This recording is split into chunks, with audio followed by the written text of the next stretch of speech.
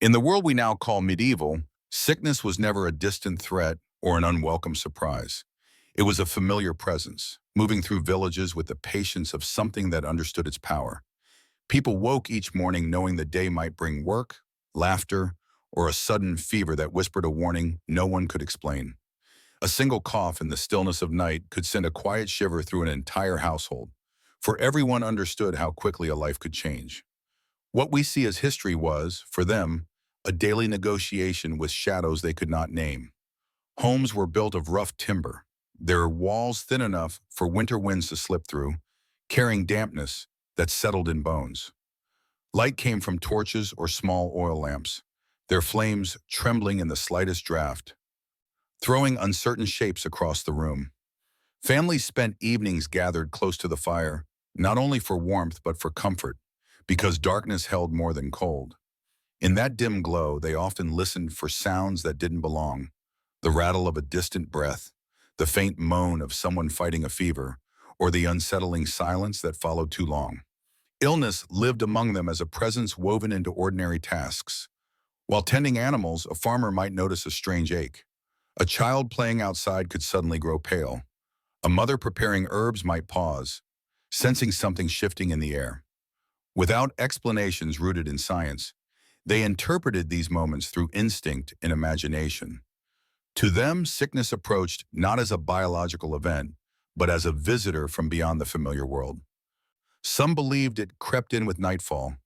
Others felt it slip through cracks in the mind when fear or sorrow weakened a person's guard. The sense of their homes reflected their efforts to keep sickness at bay. Smoke from the hearth clung to every surface. Bundles of dried herbs hung from rafters, filling the air with sharp, earthy fragrance. Lavender, rosemary, mugwort carried not only for their usefulness, but for the hope attached to them. In many villages, it was said that the right smell could confuse wandering spirits or soothe restless energies lingering around the sick. Even the simplest act of boiling water felt like a ritual of protection, a gesture that declared they would not surrender easily. People lived inside layers of uncertainty. A fever might vanish as quickly as it arrived, or it could deepen into something far more troubling. When someone fell ill, families spoke softly, as though loud voices might provoke whatever force had taken hold. They watched closely for changes, a flicker of awareness, a fresh tremble in the hands, or the moment a patient finally slept. Every sign mattered. Every whisper was a clue. Without clear causes, they pieced together meaning from patterns, stories, and the rhythms of the natural world. This constant awareness shaped their emotional landscape. Children grew up understanding fragility long before adulthood. Elders carried a quiet wisdom formed through years of watching illnesses sweep through their communities, sometimes sparing, sometimes devastating. Healers, midwives, and wise women were not merely helpers. They were anchors, reminders that hope could still be found even when certainty could not. Yet beneath all this tension was a quiet resilience. People learned to move forward while living beside invisible dangers. They found comfort in routines, in shared meals, in the soft murmur of nightly prayers. But still, the question lingered like mist over the fields each morning. What did people do when every sunrise felt like a gamble against unseen enemies? To understand that, we must explore how they interpreted the earliest signs of illness, when no one knew what truly caused it, and fear was often their first guide. Pain in the medieval world was never just pain. It was a sign, a whisper, a disturbance that seemed to rise from somewhere far beyond the boundaries of flesh. When someone felt a sudden ache, they did not ask which nerve or organ might be responsible. Instead, they wondered who or what had sent it. Every sensation carried meaning. Every discomfort hinted at a story unfolding inside the body, guided by forces that were rarely seen but deeply feared. A fever, for example, was not simply heat rising beneath the skin. It was often thought to be a warning from a displeased saint, a spiritual nudge urging the afflicted to reflect on forgotten duties or unspoken sins. Families would sit beside the sick, searching their memories for signs of divine displeasure. Had someone broken a vow, neglected a prayer, failed to thank a patron spirit after a harvest? These questions mattered as much as the fever itself because the illness was believed to be a message, and messages demanded interpretation. Chills carried different meanings. If a sudden shiver ran through someone in the middle of the night, villagers whispered that a presence from the forest might have brushed past them. The woods, with their tangled roots and ancient silence, were thought to hold restless beings capable of slipping into homes unseen. A child who trembled too long might be said to have crossed paths with one of these wandering spirits.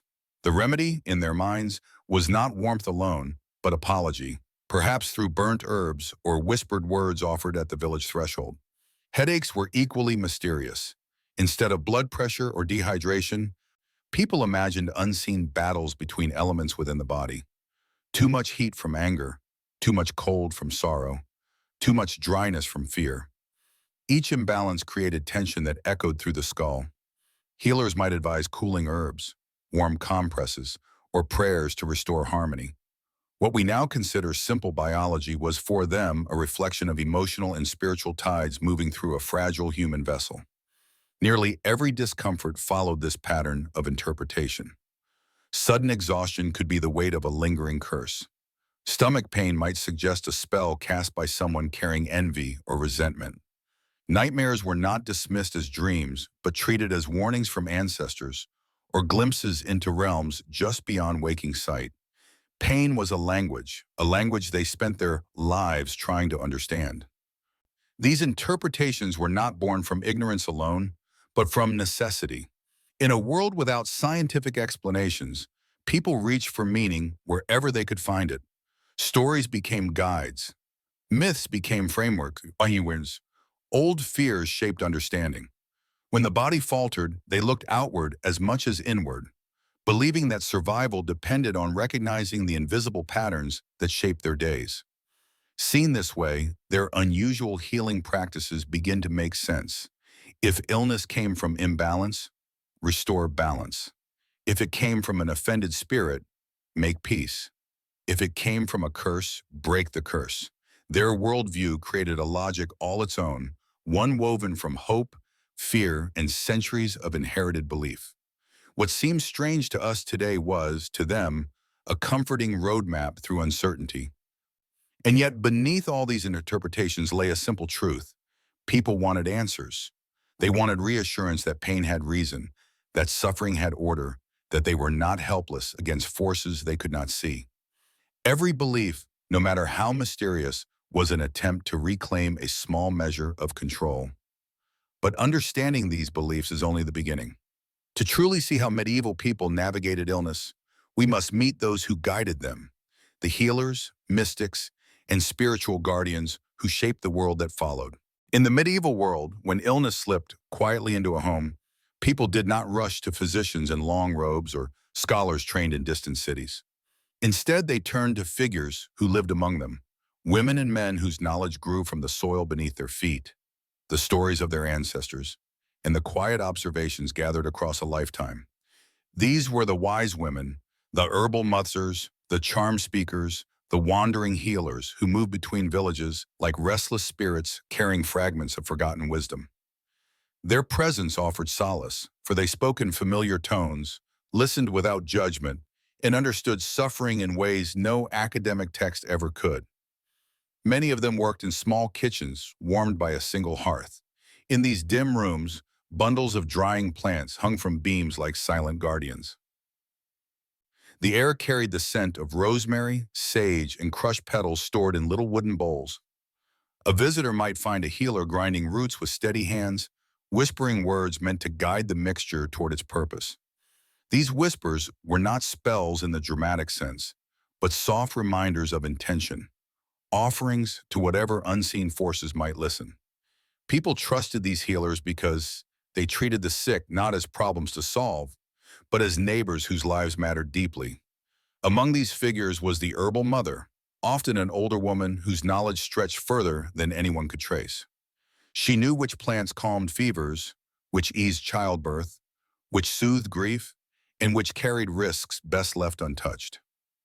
Her wisdom came from watching, experimenting, and remembering. Villagers believed she held secrets drawn from the land itself, secrets too subtle for physicians who relied on books rather than instinct. When children were restless, when fathers could not shake winter chills, when mothers feared for newborns. It was the herbal mother they sought, trusting the gentle certainty in her eyes. Beside her stood the midwife, a figure whose role reached far beyond childbirth. She guided new life into the world, but she also tended to women through illness, heartache, and recovery. Midwives understood the rhythms of the body in ways others did not. Their presence brought calm in moments when fear threatened to overwhelm. They carried herbs, warmed cloths, comforting words, and a quiet strength shaped by witnessing both beginnings and endings. Villagers saw them as protectors who bridged the fragile boundary between life and death. Then there were the hedge witches, solitary figures living near forests or on the edges of fields. People approached them with both caution and respect. They were said to know charms that softened nightmares, rituals that calmed storms, and mixtures that worked when all else failed. Their reputations came from mystery, but their results came from craftsmanship. They listened closely to the natural world, claiming to understand the moods of plants and the quiet language of the wind. Whether or not villagers believed every tale told about them, they believed in their remedies, and that was enough. Finally came the bone setters and wandering healers.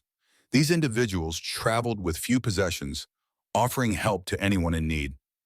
Bone setters used their hands with remarkable precision, guiding dislocated joints or twisted limbs back into place with knowledge born from practice rather than theory. Wandering healers carried stories from distant lands, charms from unfamiliar cultures, and perspectives untouched by village tradition. Their arrival always stirred curiosity, and their remedies often surprised those who sought them. People placed their trust in these shadowed healers because they offered more than a treatment. They offered understanding, presence, and a sense that illness could be met with something deeper than fear. Their world was woven with rituals, symbols, and traditions now nearly forgotten, yet powerful enough to shape generations.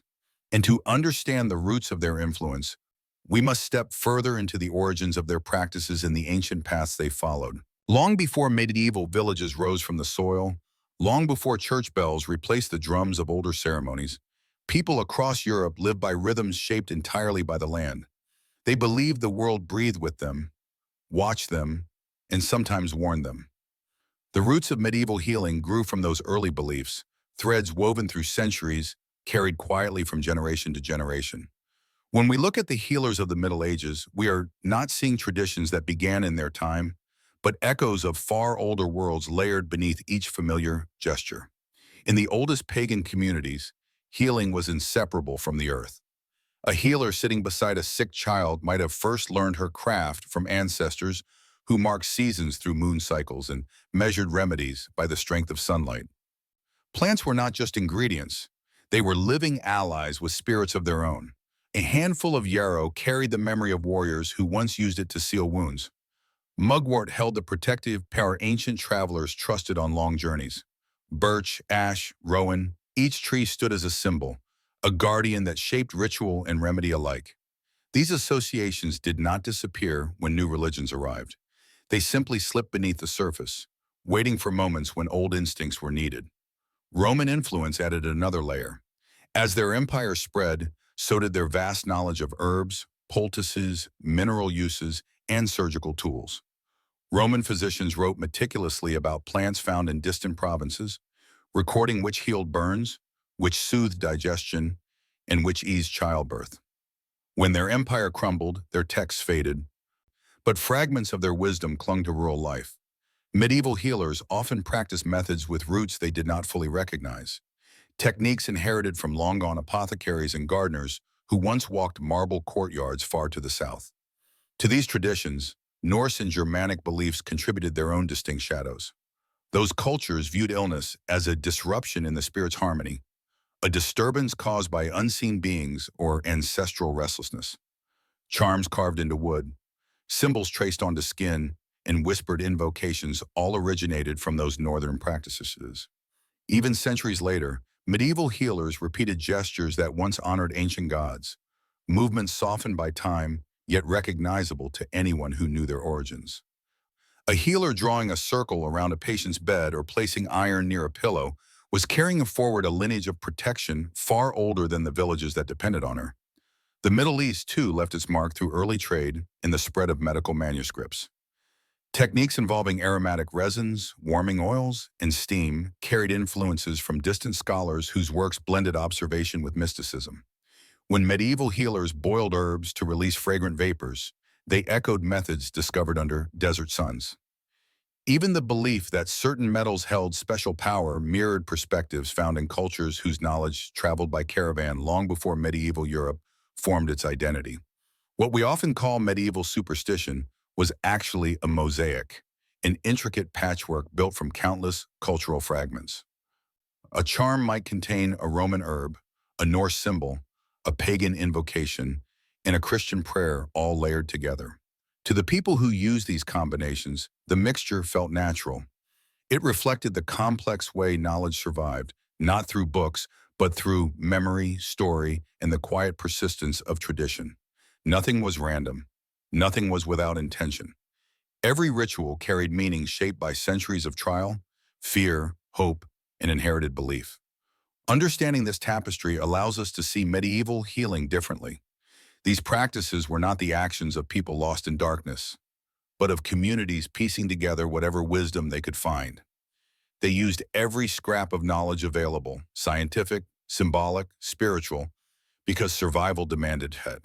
And if these rituals endured across generations, one must ask what ancient truths people believed they guarded. To uncover that deeper worldview, we must step into the realm of spirits, saints, and unseen forces, into the belief systems that shaped the healers who became guardians of their communities. In the medieval mind, illness did not simply appear. It arrived. It entered. It crossed thresholds the way a cold wind slips beneath a door at night. People believed sickness came from realms just out of sight, carried by forces that moved between the living world and whatever lay beyond it. When someone fell ill, the first question was rarely what happened, but rather who sent this. Imagine a small chapel before dawn, lit only by the trembling glow of beeswax candles. Villagers gather with quiet urgency, their breaths soft in the cold air. A child lies feverish on a straw mattress, while elders speak in hushed tones about what might have slipped into the home.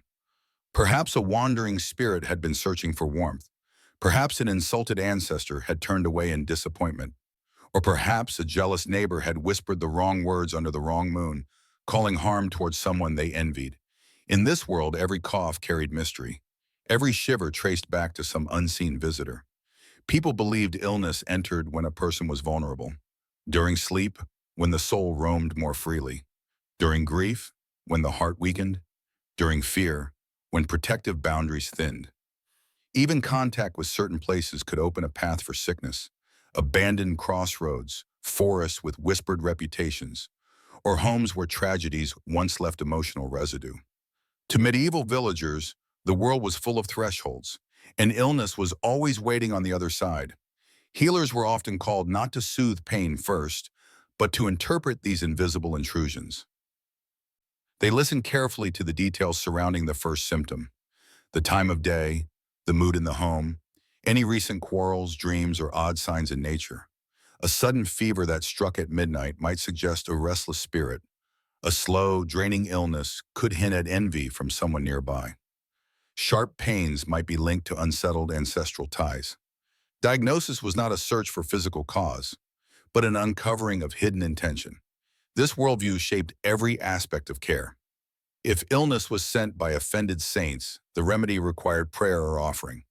If it came from wandering forest beings, herbs gathered at dawn might hold the answer. If it crept from demonic influence, stronger rituals and protective symbols were needed. A healer's task was not only to comfort the body, but to navigate the patient through an intricate web of spiritual tension. Living with these beliefs meant living alongside unseen forces at all times. Villagers moved through their days with a quiet awareness of what might linger around them. Shadows that shifted too strangely, chills that settled too suddenly, dreams that felt too heavy. A person did not simply catch a cold. They encountered something. They did not merely suffer a fever. They were touched by a presence whose motives had to be understood. Illness was communication, and the body was the place where those messages appeared. Yet there was comfort in this worldview. If sickness came from somewhere beyond, then it could be reasoned with, appeased, or driven away.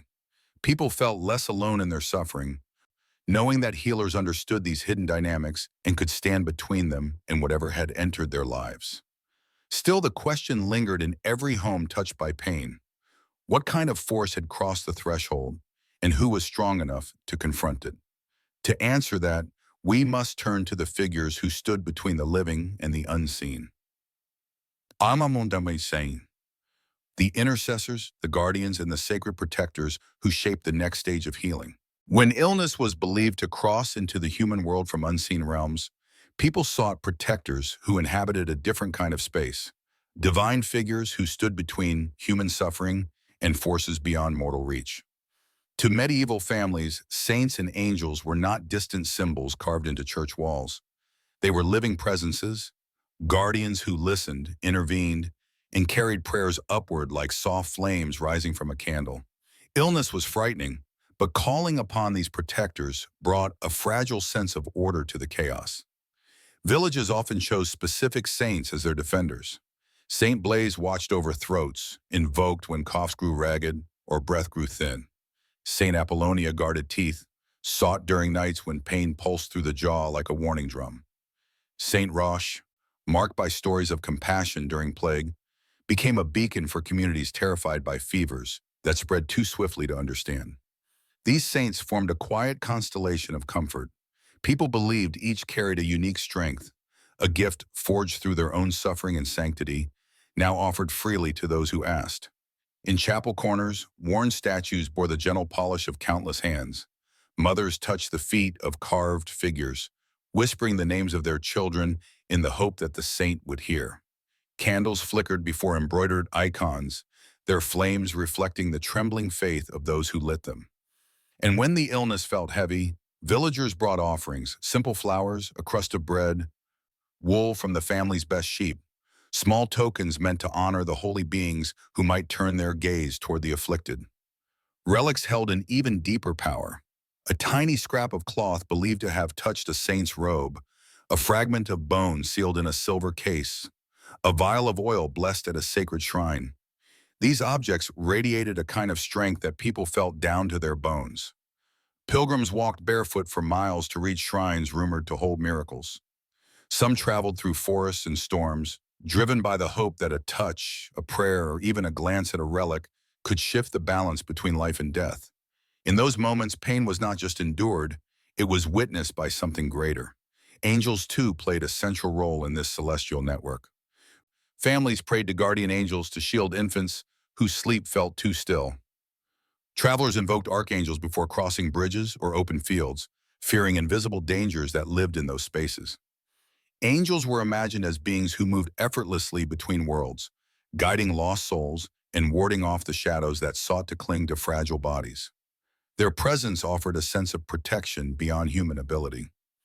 These rituals, prayers, candles, relics, pilgrimages, were far more than religious gestures.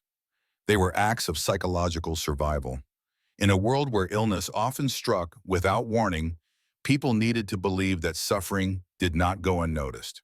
They needed reassurance that someone, somewhere, listened. Calling upon saints and angels brought unity.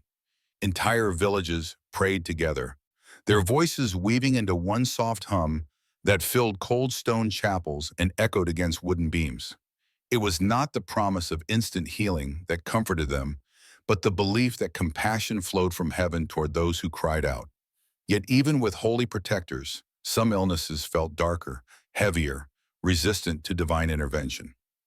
There were moments when prayers seemed to fade into silence, when candles burned low and fear pressed closer. In those moments, people wondered whether something more hostile, more earthly, or unearthly was at work.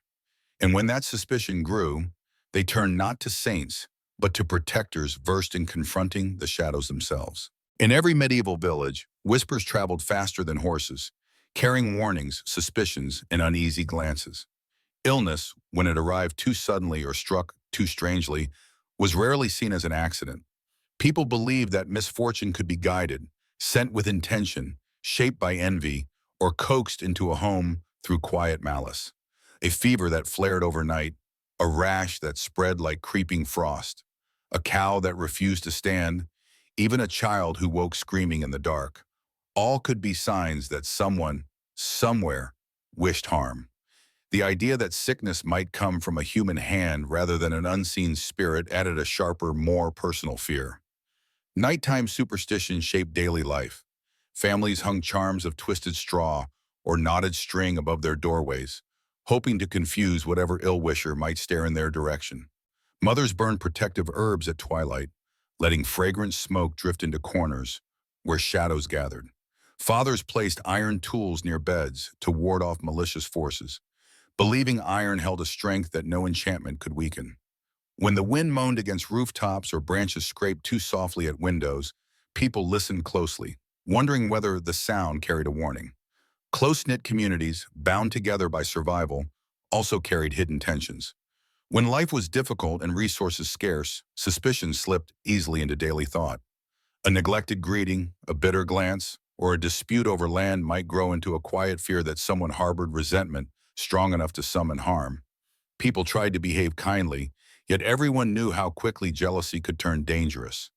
Unexplained illness needed a cause, and if no spirit or saint could be blamed, the human heart became the suspect. Neighbors spoke in hushed tones when calamity struck too neatly. If one family prospered while another struggled, older villagers might murmur that unseen forces had been stirred by envy. If a newborn weakened without clear reason, some wondered whether a curse had been woven into the blanket. Even a simple headache could take on darker meaning when accompanied by a strange dream or an unexpected visitor earlier in the day. People interpreted these events through a lens sharpened by generations of fear. Yet contrary to stories told centuries later, most medieval suspicion did not erupt into dramatic accusations. Instead, it lived quietly in defensive habits woven into everyday routines. Parents stitched tiny sigils into the lining of their children's clothing, invisible symbols meant to guard young bodies against harm. Families locked windows at night not out of concern for thieves, but to block wandering spirits or curses carried on the air. Carved wooden symbols hung beside doors, their meanings known only to those who traced them by candlelight. In kitchens and hearthrooms, healers taught families how to protect themselves. A sprig of rosemary pinned above a cradle, a small stone carried in a pocket to repel bad intentions, a whisper spoken into the flame before blowing out a candle. These rituals offered reassurance in moments when fear grew too close. They gave people a sense of control, a way to push back against forces they felt but could not see. The belief in malevolent magic was not simply superstition. It was a survival instinct shaped by centuries of hardship. When the world felt unpredictable and illness moved without warning, people sought explanations that connected the dots. A curse offered a story, and stories helped them endure. Blaming malice was easier than accepting randomness. Fear became a guide, teaching vigilance, shaping rituals, and turning ordinary gestures into quiet acts of defense. In the dimness of night, when the fire burned low and shadows stretched across the floor, families rested a little easier knowing they had taken steps, however small, to guard themselves. But fear alone could not keep danger away. When people truly believed they were under attack from forces both spiritual and malicious, they turned to those who knew how to confront such threats. And that leads us to the tools healers use to shield the vulnerable when curses, spirits, and unseen intentions press too close. Across medieval villages, protection was not simply hoped for. It was crafted, woven, whispered, and carefully placed in the spaces where fear gathered. When illness was seen as an intruder slipping through unseen cracks, people turned to rituals that formed a kind of invisible shield. These rituals did more than guard the body. They steadied the mind, offering a sense of quiet certainty in a world where danger moved like a shadow behind every door. Healers often arrived first thing in the morning, when the light was pale and gentle. In the dim glow of dawn, they traced signs around a feverish child, their fingers moving slowly as though shaping the air into something protective. No one fully understood how these gestures worked, yet families felt a calm settle over them as the healer moved. A line drawn across a forehead, a small circle traced over the heart. Each motion carried a promise that not all forces were beyond human reach. Some protections relied on fire and scent. At sunrise, families burned rosemary and juniper branches, letting the fragrant smoke drift through open windows and beneath door frames. They believed the rising smoke confused harmful spirits, driving them away before the day fully began. The crackle of burning herbs became a kind of morning prayer, a reminder that the household was awake, alert, and unwilling to yield. Even those who doubted the ritual's supernatural power admitted it brought a lightness to the heart, as though the air itself had been refreshed. During outbreaks, entire villages took part in protective acts. Groups of neighbors walked the perimeter of their homes, drawing circles in the dirt or scattering ash mixed with crushed herbs. These circles symbolized boundaries, lines that wandering forces were not allowed to cross. Some families placed branches of rowan or birch at their doors, believing the tree's ancient strength would stand guard. Others hung small leather pouches filled with salt, seeds, or tiny stones, each selected for its ability to repel unwanted influences. Objects played an important role in these rituals. A polished stone worn around the neck might be chosen for its smoothness, its color, or the way it reflected light. Families believed such stones absorbed negativity or redirected harmful energies. Braided straw charms were tucked beneath pillows, their woven patterns forming silent spells meant to calm troubled sleep. Carved amulets, shaped like animals, crosses, or simple geometric symbols, were sewn into clothing where they remained hidden, but always present, like a promise made between the wearer and forces beyond understanding. Holy water added another layer of protection. Healers sprinkled it across thresholds, tracing lines on windowsills or marking the door with droplets that caught the morning sun. To the people who watched, each shimmering bead felt like a barrier too pure for any ill-wisher to cross. Even those who feared darker forces believed holy water offered sanctuary, a small pocket of peace that held firm against the storm outside. These rituals were more than spiritual gestures. They were acts of psychological resilience. When illness moved quietly through a village, people needed something to hold on to, something that made the unknown feel less overwhelming. Performing a ritual, no matter how simple, created a sense of agency. It told the mind that action had been taken, that the family was not helpless against forces they could not see. In that sense, the rituals protected not only the body, but the fragile threads of hope that illness tried to unravel. Even the smallest act, a charm placed under a child's pillow, a whispered phrase spoken before sleep, offered comfort. It reminded people that goodness, too, had its ways of moving through the world. And in the quiet hour before dawn, when fears felt closest, these protections became anchors holding families steady. Yet as powerful as these spiritual shields seemed, there were moments when illness touched the body so deeply that rituals alone could not ease its grip. And when that happened, healers turned to something more tangible, physical remedies drawn from the earth itself.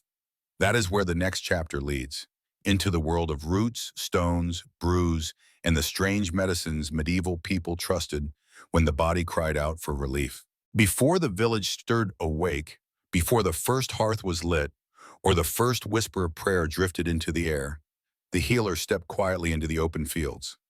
Dawn rested gently across the land, laying a thin shimmer of dew over every blade of grass. With a woven basket in hand, she moved through the meadow as though walking through an ancient library. Each plant she passed held knowledge. Each leaf, each scent, each delicate color offered guidance to any who knew how to listen. To medieval healers, herbs were not simply ingredients. They were guardians, living companions that carried whispers from the natural world. Feverfew, with its pale petals and bitter fragrance, was clipped carefully to ease the burning heat of illness. Yarrow, strong and hardy, was gathered to slow bleeding, its feathery leaves trusted like an old friend. Mugwort, soft and silver-edged, was chosen to soothe troubled dreams and calm wandering minds. The healer moved with patience, selecting only what was needed, for the plants were believed to give their power willingly, but never endlessly. The landscape itself acted as a guide. Meadow, forest edge, riverbank, and hillside each held different strengths. Plants growing near water were thought to carry soothing energies. Those rooted in rocky soil held grounding force. Herbs found at the forest's shadowy edge often possessed protective qualities, shaped by the quiet tension between light and darkness. Medieval people saw the land as a living map of remedies, a tapestry in which every plant played a distinct role. Many healers followed an ancient belief known as the doctrine of signatures, the idea that nature left clues about a plant's purpose in its shape and color. If a blossom shone yellow like the skin of someone with jaundice, it was thought to help the liver. Heart-shaped leaves suggested a gift for calming the chest. Plants with milky sap were used for nursing mothers. Even the twisted form of a root could hint at its ability to soothe twisted limbs. Though not always accurate, this belief offered a framework for understanding a world that felt both mysterious and generous. Herbal practice balanced wisdom and superstition in ways that made perfect sense to those who relied upon it. A healer might choose a plant for its scent or its effect, but she might also consider the hour it was harvested or the phase of the moon. A blossom picked at dawn was believed to carry the fresh strength of morning light. Leaves gathered under a full moon were thought to hold deeper intuition. These details were woven into each remedy, turning simple mixtures into rituals shaped by centuries of observation.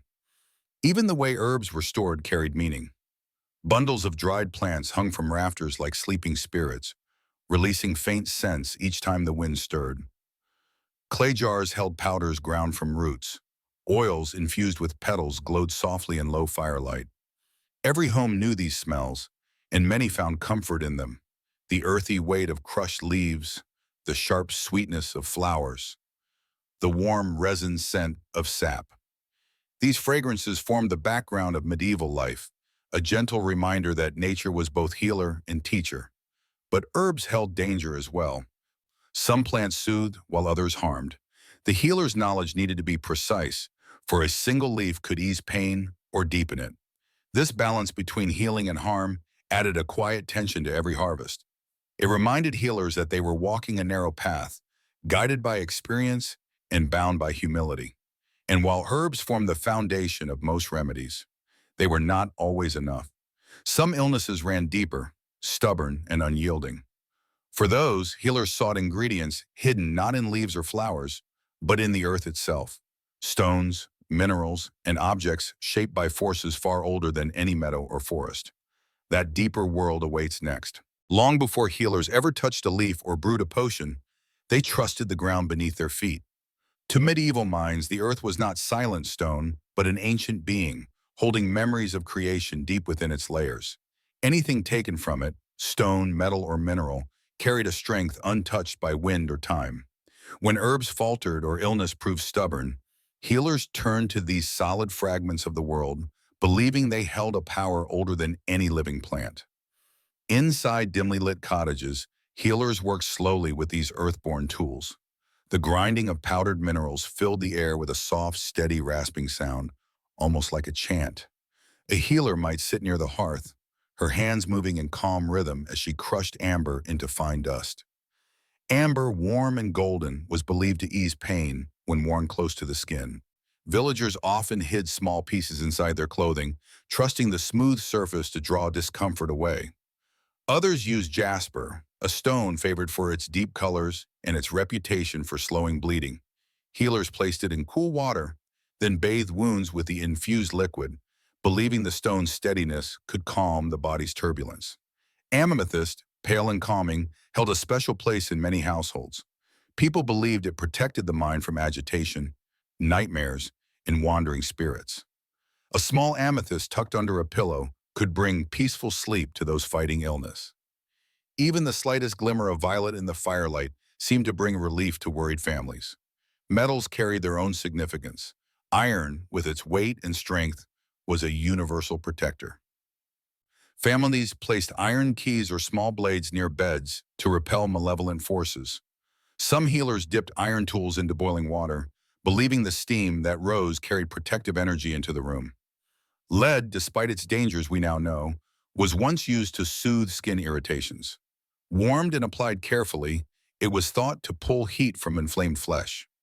Copper, bright and responsive to touch, was used to draw out poison or internal imbalance.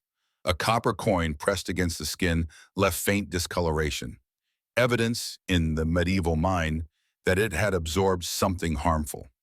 These practices formed a quiet connection between people and the earth. Stones worn under clothing warmed with body heat, becoming intimate companions through long nights. Miners returning from distant hills sold rare minerals at crowded markets. Their tables lined with glimmering pieces that seemed to hum with possibility. A stone chosen for healing was not merely an object. It was a fragment of ancient time, a piece of the world's earliest breath entrusted to human hands. The symbolism mattered as much as the remedy itself. Stones did not wilt or fade. Metals did not crumble under heat or cold. In a world filled with uncertainty, illness, hunger, storms, these solid materials provided comfort simply by existing. Their permanence suggested that stability could be borrowed, that strength could be held, even briefly. Families clung to these items during sickness, not only for their perceived physical power, but for the reassurance they brought in moments when fear narrowed the world to a single room and a single breath. Healers, understanding this instinct, often blended earth and plant together. A sprig of herb tied around a polished stone, a metal charm dipped into an herbal infusion, a mixture of mineral dust stirred with honey until it shone like liquid amber. These combinations carried both the softness of nature and the stillness of stone. And as remedies grew more complex, so did the belief that illness required mixtures deeper, stranger, and more transformative than anything found alone in the field or hillside. This path leads into the next realm of their craft, brews and potions, where herbs, minerals, and ritual merged into potent, unsettling creations. In the heart of many medieval homes, far from the eyes of weary villagers, kitchens became quiet sanctuaries of transformation. Warmed by the constant glow of the hearth, these small rooms held the tools of a healer's most dramatic work. Here, herbs, roots, resins, and minerals were coaxed into brews that blurred the line between medicine and mystery. The air itself felt different, dense with fragrant steam, touched by the soft crackle of firewood, and alive with the rhythmic scrape of a wooden spoon against a clay bowl. The healer's movements were deliberate, as though each gesture carried its own potency. Ingredients were added with care, not tossed in thoughtlessly. A mixture designed to calm fever simmered slowly, its surface trembling with tiny bubbles. A potion meant to ease pain might glow faintly from the oils released by crushed petals. The craft of preparing these remedies was shaped by intention as much as by ingredients. Many healers stirred their brews clockwise, believing the motion invited healing, while counterclockwise movements were reserved for banishing illness. These gestures became a language, quiet, fluid, and meaningful. Sweetness, too, held symbolic weight. A healer might add a drop of honey to a bitter tonic, whispering that the sweetness would persuade the illness to loosen its grip. Honey's golden thickness offered more than flavor. It represented warmth, cooperation, and renewal. In the medieval mind, a remedy's taste could guide its purpose, creating harmony between body and spirit. Timing mattered as well. Some potions were prepared under moonlight, when healers believed the night sky strengthened mixtures related to dreams or intuition. Others were made at dawn, when early light was thought to sharpen the remedy's clarity. There were even mixtures that required an exact number of stirs, pauses, or breaths, ritual patterns that felt sacred to those who practiced them. Not all brews were gentle. Some were meant to purge, pulling what was harmful from deep within the body. These mixtures were thick, dark, and often unpleasant to drink. Made from pungent roots or bitter leaves, they were believed to drive out bad humors, the invisible substances thought to cause imbalance. Families accepted the bitterness because they believed the drink's harshness showed its determination. Then there were the stranger concoctions, the ones whispered about more than explained. Powders made from ground insects, fats taken from animals believed to carry certain strengths, fermented extracts that smelled sharp enough to chase away spirits. These ingredients came from an older world, shaped by folklore and forgotten customs. Healers used them sparingly, aware of their power and the unease they stirred in those who watched. Some potions carried the blessing of clergy. Holy water might be added to a mixture meant to ease nightmares. A relic could be dipped briefly into a brew intended for the gravely ill. These touches blended spiritual reassurance with practical effort, creating remedies that felt protected, as though the divine itself reached into the bowl. The sensory experience of these kitchens left a lasting mark on anyone who entered them. Thick steam softened the edges of the room. The fragrance of herbs, sharp, sweet, bitter, or resinous, clung to skin and clothing. Bowls clinked softly as mixtures were strained, poured, or cooled. A faint mist sometimes curled upward as a hot potion met cold air, carrying the promise of healing in its vapor. To stand beside a healer during this work was to witness transformation in its most intimate form. Yet beneath the calm movements and rich scents lay a quiet tension. Every brew carried risk. Too much of one ingredient could weaken the patient. Too little could leave the illness unbothered. Some mixtures demanded trust from those who drank them, trust that the healer's knowledge outweighed the remedy's bitterness and strangeness. People understood that healing often walked close to danger, and that the path to recovery was not always gentle. It is in this delicate balance that the story continues, for there were remedies that pushed even further, practices that unsettled, challenged, and sometimes frightened those who relied upon them.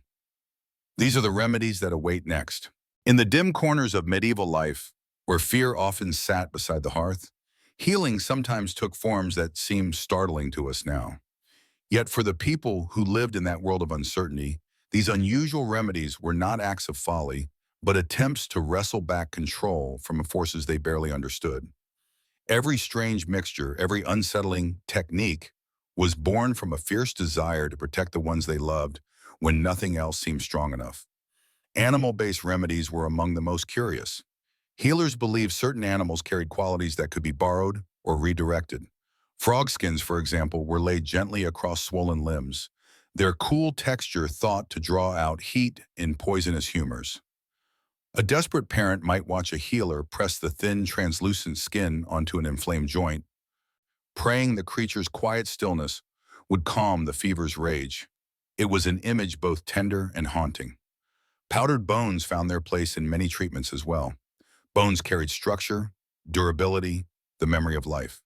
When ground into fine dust, they were mixed with wine, broth, or honey to strengthen broken bodies. People believed the essence of the creature, reduced to its purest form, would lend stability to injuries that seemed beyond repair. These mixtures often tasted bitter, but bitterness mattered little when someone's future depended on them. Even poultry played a role. In some homes, a freshly killed chicken was split open and warmed near the hearth before being placed directly onto an infected wound. The warmth, the weight, the living trace of the bird were thought to draw illness outward. Families crowded around, watching with a mixture of hope and dread as the healer worked. They understood the strangeness of the ritual, yet no one questioned it when suffering pressed so close. Symbolic cures carried a different kind of power. Ritualistic acts woven from belief rather than biology. Some families filled cups with water poured over sacred relics, trusting that holiness dissolved into the liquid and strengthened the body from within. Others wore dried toads sealed inside pouches, the creature's preserved form acting as a barrier against incoming harm. These objects offered reassurance, a silent companion that watched over the wearer through long, uncertain nights. Even more unusual were the rituals that required transferring illness into physical objects. A healer might rub a cloth across a patient's skin, murmuring that the cloth was absorbing the weakness. That cloth, once imbued with suffering, was buried at the edge of the property or burned beneath moonlight to send the illness away. In the minds of medieval families, this act gave illness somewhere else to go, somewhere far from the fragile lungs or trembling limbs of the person they cherished. Rituals of rubbing, burying, or burning did not arise from ignorance, but from emotional necessity. When the world failed to offer answers, people created their own pathways toward hope. Each act, no matter how startling, gave them a sense of movement, as though they were pushing against the darkness rather than waiting helplessly beneath it. And in a time when loss often arrived without warning, this feeling mattered more than anything. Strange as these remedies appear now, they reveal the truth of medieval life. People fought illness with every tool they could imagine. Their methods were shaped by stories, fears, dreams, and the desperate desire to hold on to those they could not bear to lose. To judge them by modern understanding is to miss the heart of their struggle. These remedies were not absurd. They were acts of courage performed in kitchens lit by firelight, where the future trembled between breaths. And as we leave behind these unsettling practices, a new question emerges. If people relied on such powerful symbols and rituals when illness threatened a single home, what happened when sickness threatened entire communities? And rituals had to rise to meet something far greater. In the medieval world, a home was more than shelter. It was a fragile boundary between the living and the unknown. When illness found its way inside, people believed it did not simply cling to the body of the afflicted. It spread into the walls, the rafters, the very air that drifted through narrow hallways. A sick room became a place where breath felt heavier, shadows lingered longer, and silence carried its own weight. Families stepped softly, not out of courtesy, but from fear that sudden movement might disturb whatever unseen force had settled among them. A single cottage could transform overnight. The hearth's warm glow no longer represented comfort. Instead, it revealed corners where darkness pooled stubbornly. A mother might pause before entering a room, sensing the shift in the air, as though illness itself had taken shape. Fathers walked lightly near the bed of a fevered child, careful not to provoke the strange presence they imagined hovering nearby. Every creak in the wooden floor sounded sharper during sickness. Every flicker of torchlight seemed to bend in unfamiliar ways. People believed that contamination did not travel through touch alone. It moved through corrupted atmospheres and spiritual residue. Illness could seep into blankets, cling to beams, or settle like invisible dust upon tables and stools. A home with a sick resident was viewed as breathing unevenly, its rooms holding tensions. No one could see, yet everyone felt. Families whispered to each other about shadowed air, stale and heavy, as if it carried echoes of suffering, waiting for a chance to settle into another body. To defend themselves, they rearranged their living spaces in quiet acts of resistance. Furniture was shifted to redirect airflow, as though moving a stool or turning a chair could break the path sickness used to travel. Shutters were thrown open even on cold nights, letting in sharp air that cut through the stillness. With each gust, people imagined the illness slipping outward, chased by the cold's clean touch. The sight of wind stirring tattered curtains brought relief, a momentary belief that something poisonous had been pushed away. Fire and fragrance were tools of purification long before anyone knew the science behind them. Families burned bundles of herbs at thresholds, the smoke of rosemary, juniper, or thyme drifting upward in thin trails. These fragrant clouds curled through rafters and across floors, carrying hope with them. The scent meant protection, the rising smoke meant movement, and movement meant the illness might be losing its grip. Even the simple act of watching smoke rise helped people breathe easier, as though the air had been stirred awake. At times, the home felt like a battleground nobody had chosen. Doors were kept closed to contain unseen harm. Bowls of warmed water were placed beneath beds to capture dark influences. Items that once held sentimental value were carried outside and left beneath the night sky, where starlight was believed to cleanse them. Nothing was taken for granted, not a pillow, not a cup, not the silent spaces where memories lingered. Yet beneath all this fear lay something profoundly human, an understanding that the home reflected the heart of the family. When illness entered, it threatened more than bodies. It threatened the harmony of the household. Purifying the space became a way to protect love itself. Every action, opening a shutter, burning an herb, shifting a chair, was a plea for safety and a quiet declaration that the family would not surrender.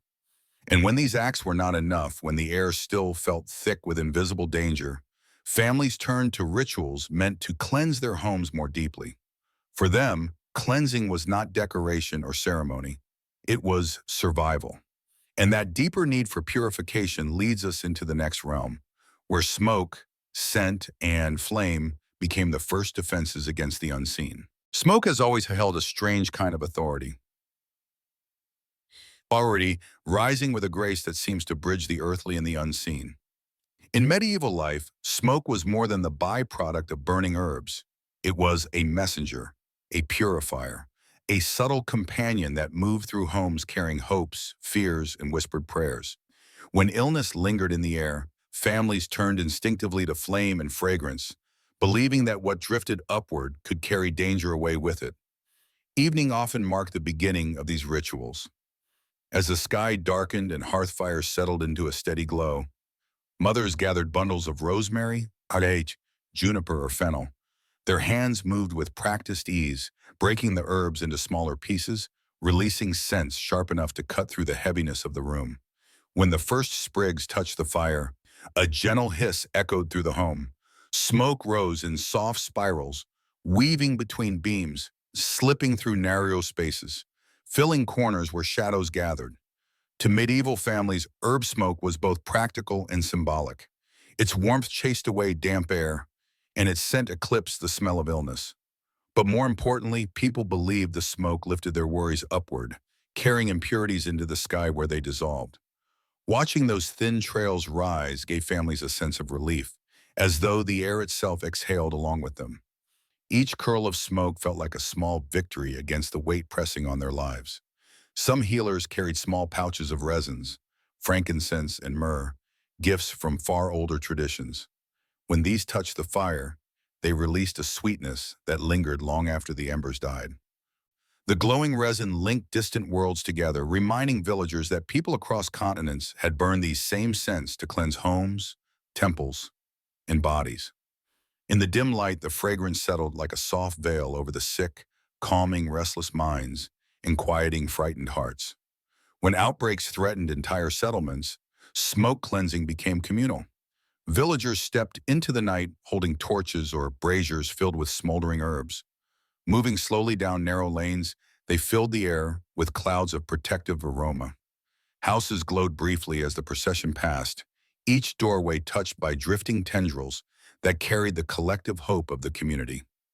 It was not the smoke alone that reassured them, but the sense of unity, seeing neighbors walk together in the face of uncertainty, each breath shared, each step deliberate.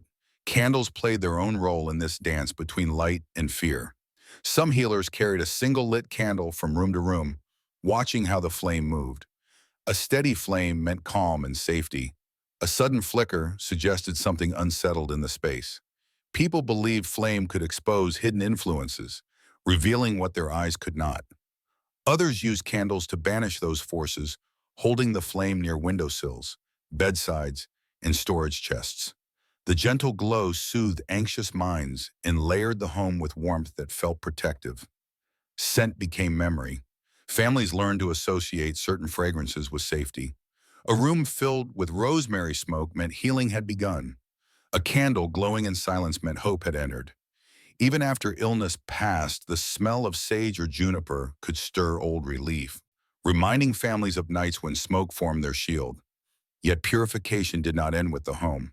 Medieval people believed that illness clung to bodies as stubbornly as it clung to rafters. If the air could be cleansed, then so too could flesh and spirit.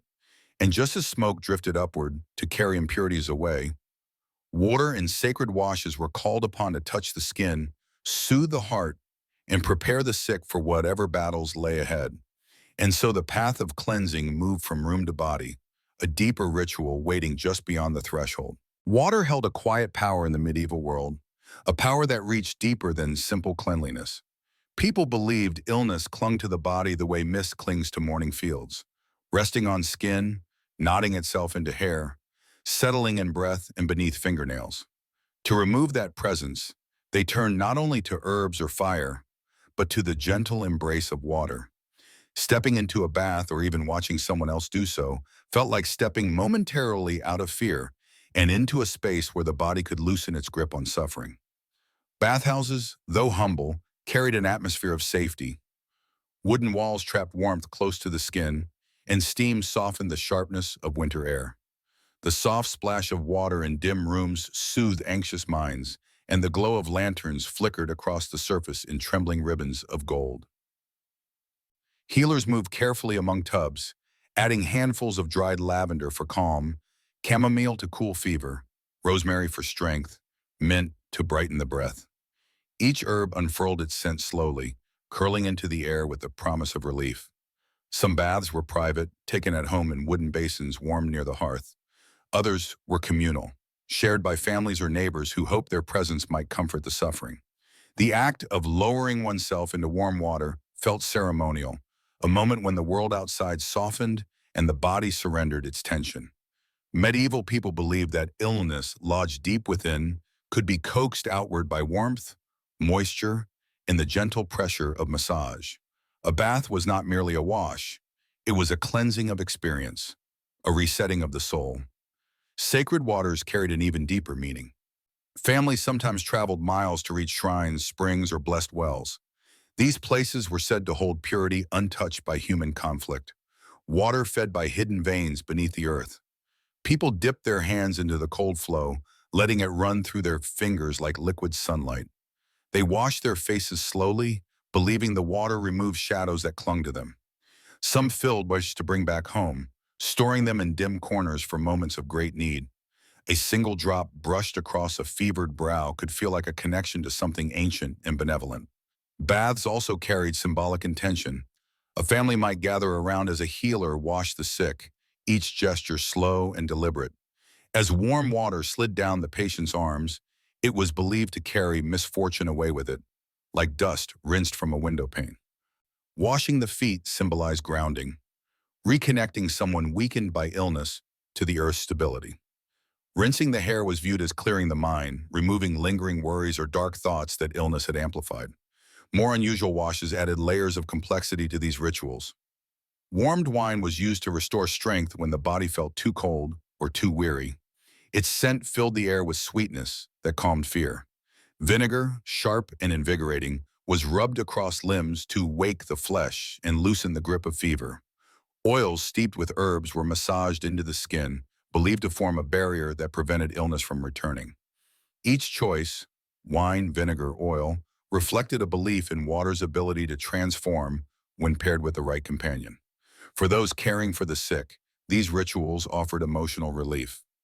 Watching someone bathe, seeing their muscles soften and their eyes close for a moment of peace, reminded families that healing was possible even in small ways. The sound of water trickling into bowls, the warmth of steam rising against cold air, the soft sigh of a patient finally relaxing. These details were as healing to the spirit as the herbs were to the body. In a time when illness felt like a living presence, cleansing the body became a way to reclaim power.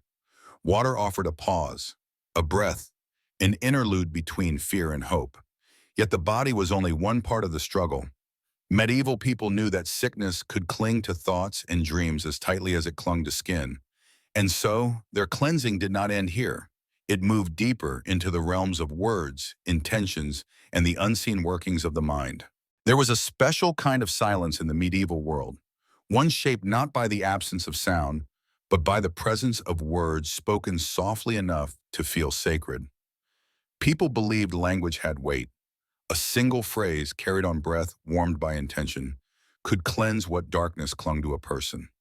In a world where illness seemed to slip in unseen, words became lanterns held up against the shadows. Inside cold church halls, chants drifted like threads of mist. Monks gathered before sunrise, their voices rising and falling in gentle waves that echoed against stone. The sound was steady, patient, and strangely comforting. To villagers listening from wooden pews, the rhythm felt like a tide washing over the soul. Even if the body remained weak, the spirit felt steadier with each repetition. Medieval people believed that healing was not always something seen, but something felt first, in the quiet reshaping of fear into peace. At home, the spoken rituals took more intimate forms. A mother might kneel beside a feverish child, her hands resting lightly on the blankets as she whispered protective phrases into tangled hair. Her voice, low and tender, carried memories passed through generations. She repeated the words until her breath became part of the room, blending with the faint crackle of the hearth. The child, half dreaming, heard the murmur and drifted into a calmer sleep, comforted by a presence too familiar to question. Healers understood the power of tone as much as meaning. Some hummed deep, resonant notes as they worked, believing the vibrations unsettled harmful influences. These tones were not songs exactly, but reminders, small pulses that signaled the healer's confidence when the patient's courage faltered. The sound moved through the room slowly, like a warm current that eased tension from the air. To those listening, it felt as though something protective had settled over them. Many incantations blended old and new, pagan phrases intertwined with Christian blessings, creating a layered language shaped by centuries of belief. A healer might call upon the strength of a saint and the steadiness of an ancient earth spirit in the same breath, seeing no conflict between the two. Medieval spirituality was fluid, a tapestry woven from threads of many cultures. When illness struck, people reached for every source of protection they knew. Timing mattered greatly. Words spoken at dawn were believed to carry clarity and fresh strength. Twilight phrases held the softness of endings and new beginnings. Certain prayers were reserved for specific feast days, moments when the veil between worlds felt thinner, allowing words to travel farther. Some healers refused to begin an incantation if the fire crackled too loudly or if the wind pressed too hard against the shutters. They waited for stillness, those small, rare pockets of calm when the world felt poised to listen. Private rituals filled the spaces between public ceremonies. A father might stand alone outside his home, whispering a blessing into the night air, hoping the darkness would hear and step back. A healer might murmur phrases over a bowl of water before using it to wash a patient's face. Even the act of repeating a loved one's name with intention was viewed as strengthening their spirit, tying them more firmly to life. These spoken acts did not merely target illness, they soothed the exhaustion that illness brought. Repetition had a hypnotic effect. Each cycle of words loosened fear's hold, steadying the breath and slowing the frantic thoughts that made suffering worse. Words became anchors, rituals of reassurance in moments when the world felt unpredictable. For medieval people, purification was never solely about chasing something away. It was about restoring harmony inside the mind, reminding the heart why it needed to keep beating, guiding the spirit back toward balance. Spoken rituals gave shape to hope when the body faltered, and they allowed families to feel they were participating in the healing, not merely observing it. But there came times when even these soothing rituals could not lift the weight of sickness. When illness refused to loosen its grip, people turned to harsher, more complex methods. Techniques meant not to cleanse, but to pull the invader out entirely. And with that, the story turns to confrontation, extraction, and the desperate measures healers used when gentle cleansing was no longer enough. In a dim cottage lit only by the soft glow of an oil lamp, a healer leaned over a sick patient with quiet concentration. Shadows trembled across the wooden walls as the flame flickered, illuminating the lines of worry etched into every face in the room. To the medieval mind, this moment was not simply the examination of an illness. It was the beginning of a battle against something that had slipped into the body, uninvited and unseen. Illness was not a change of the body's chemistry. It was an intruder. And intruders, once inside, could be drawn out. This belief shaped nearly every approach to healing. If sickness could enter through breath, weaken the blood, or settle beneath the skin, then there must be a way to force it back out again. Some viewed the body as a vessel that occasionally overflowed with harmful substances, a concept rooted in humoral theory. Too much heat, too much cold, too much moisture. Any imbalance could create excess that needed removal. Others saw illness as something far more stubborn, a presence clinging like a shadow to a person's inner essence. Whether understood through learned theory or folk wisdom, the idea was the same. What had settled inside must be dislodged. The healer moved slowly around the patient, gently lifting an arm, pressing against the skin, listening to shallow breaths. She was searching not just for symptoms, but for signs of where the illness might be hiding, where it had found an anchor. Families watched her carefully, their hope resting on the belief that she could find the thread that tied sickness to the body and pull it loose. In one corner of the cottage, tools rested on a small table. Some glinted sharply in the lamplight, thin blades, small hooks, metal cups polished smooth with use. Each tool had a purpose, shaped by generations who believed illness responded to touch, pressure, heat, or release. The sight of them stirred equal measures of fear and relief. Their cold shine promised both danger and possibility. Beside the tools sat jars of herbs and salves. Thick mixtures made from roots, resins, and oils waited to be warmed. Their scents, earthy, sharp, or sweet, filled the air as they heated over the fire, releasing aromas that suggested they were more than simple remedies. These salves were believed to draw illness toward the surface of the skin, coaxing it out the way warmth coaxes sap from a tree. To the people watching, the rising fragrance meant the healer was preparing to confront the intruder directly. Some remedies focused on the breath. Illnesses that felt heavy in the chest were thought to cling to the lungs like fog. Warmed herbs placed near the face, or steam infused with pungent plants, were meant to loosen this invisible weight, allowing it to escape through exhalation. Each breath taken during these treatments felt purposeful, as though the patient were slowly pushing the sickness outward, bit by bit. The belief that illness could be drawn out gave families a sense of direction. Instead of surrendering to fear, they participated in the ritual of extraction, holding a bowl of warm water, steadying a trembling limb, whispering encouragement. Their presence formed a barrier against despair.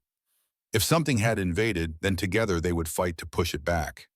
Medieval healers lived between two worlds, one shaped by observation and one shaped by symbolism. They understood that people needed to feel illness leaving, not simply fading.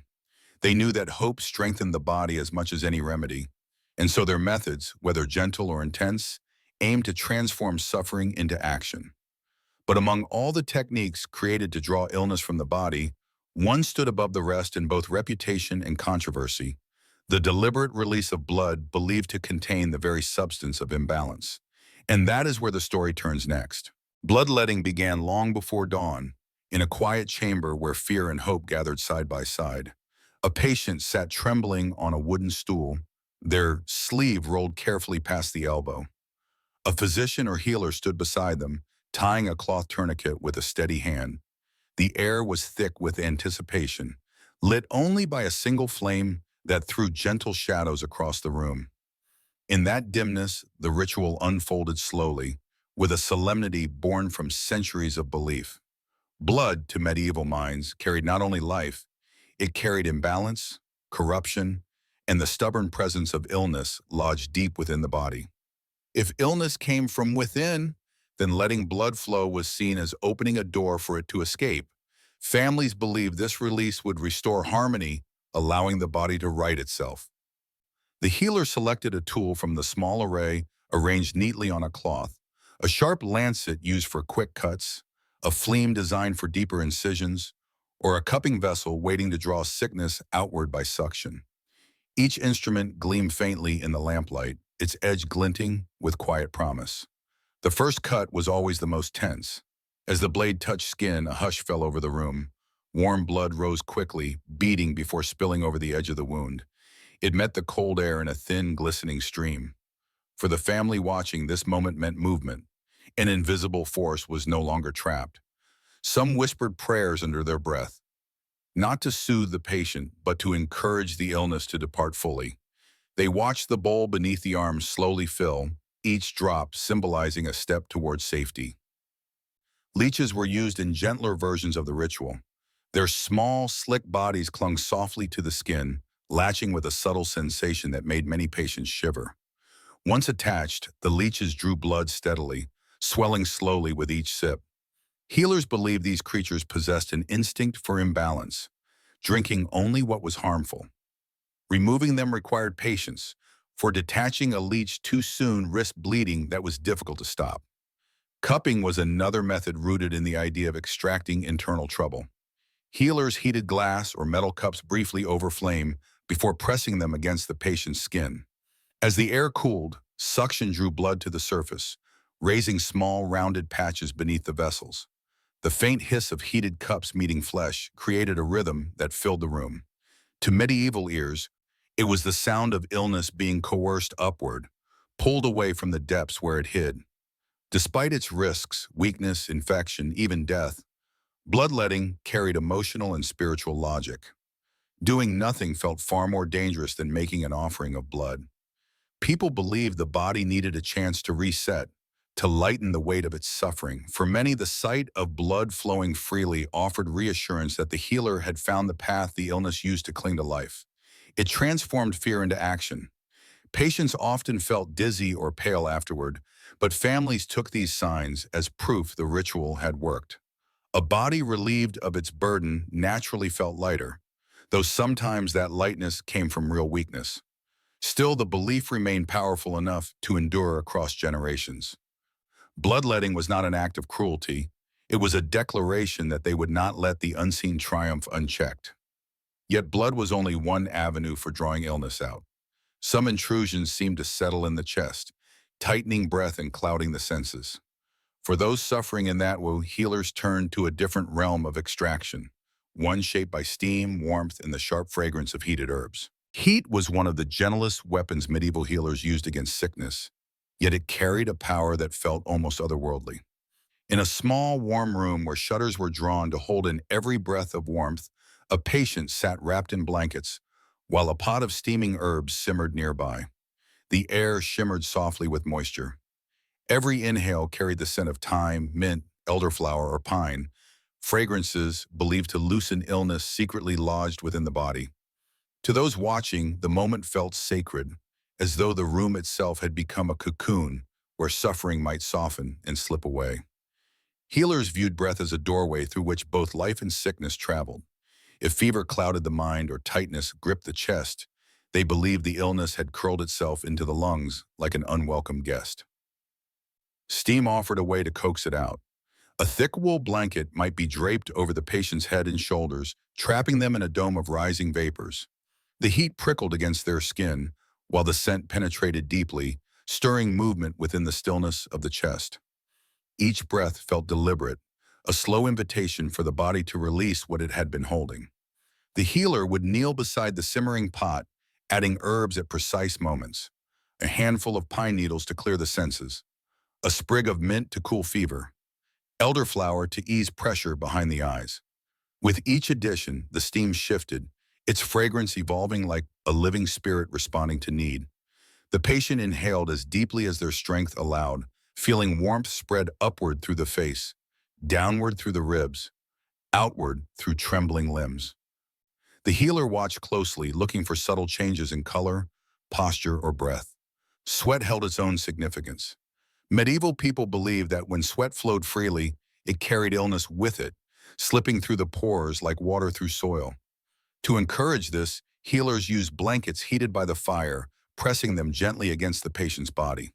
Heated stones wrapped in cloth were placed at the feet, on the belly, or along the back, radiating warmth into stiff muscles. Over time, the warmth coaxed sweat forward, beating on the skin until it glistened. Families watching saw this not as discomfort, but as proof that the illness was weakening, losing its grip. Sometimes the treatment required a full steam bath. A wooden stool would be placed over a basin of herbs, and the patient sat above the rising vapors while the healer whispered instructions. The steam curled upward, wreathing the body in an invisible embrace. As heat opened the pores, breath became rhythmic, almost meditative. The sound of inhalation and exhalation mingled with the bubbling water, creating a cadence that calmed the mind even as it worked on the illness. Many patients slipped into a light trance, guided not by sleep but by the steady comfort of warmth surrounding them. Emotionally, these treatments offered more than physical relief. Warmth symbolized revival, the return of energy to a body drained by fear or fever. Steam symbolized purification, the lifting of heaviness from the lungs and heart. The scent of herbs filled the air with a reminder that nature still stood beside them, offering assistance when human strength faltered. In those quiet rooms wrapped in blankets and fragrant mist, people found moments of peace they had not felt in days. For families gathered nearby, watching the patient breathe more easily brought its own comfort. The soft glow of firelight reflected in drifting vapors created an atmosphere that felt protective, almost enchanted. Even those who doubted the science behind the remedies trusted the sense of change, the subtle signs that the body was responding, releasing, softening. To medieval healers, breath and sweat were pathways out of danger. Illness that entered could be exhaled. Pain that settled beneath the skin could be pushed outward through warmth. Each treatment was an act of persuasion, convincing the body to let go of what harmed it. But not all illnesses responded to heat or vapor. Some clung with a stubbornness that resisted every gentle coaxing. When breath and sweat failed to drive sickness away, healers turned to one of the most mysterious techniques of all, transferring illness into objects or animals, letting the body free itself through symbolic sacrifice. In the quieter corners of medieval healing, beyond herbs, heat, or bloodletting, there existed a practice both haunting and strangely hopeful, the belief that illness could be persuaded to leave the body and settle somewhere else. To the medieval mind, sickness behaved like a wandering presence, clinging to a person only as long as it found a place to hold on. If given another vessel, another home, it could be coaxed to depart. This idea shaped one of the era's most mysterious traditions, the transferring of illness into objects, animals, or even the earth itself. It usually began with a healer leaning close to a suffering patient, their voice soft enough to blend with the sound of the fire. A warm cloth steeped in herbs was pressed to a swollen limb or fevered brow. As they held the cloth in place, the healer whispered to the illness, urging it to loosen its grip and move into the waiting object. Families watched with a combination of fear and reverence, hoping the unseen force troubling their loved one would listen. The cloth, once cool, now felt weighted, subtly different, as though it carried a fragment of what had afflicted the patient. Once the transfer was believed to be complete, the cloth could not remain in the home. It had to be carried away.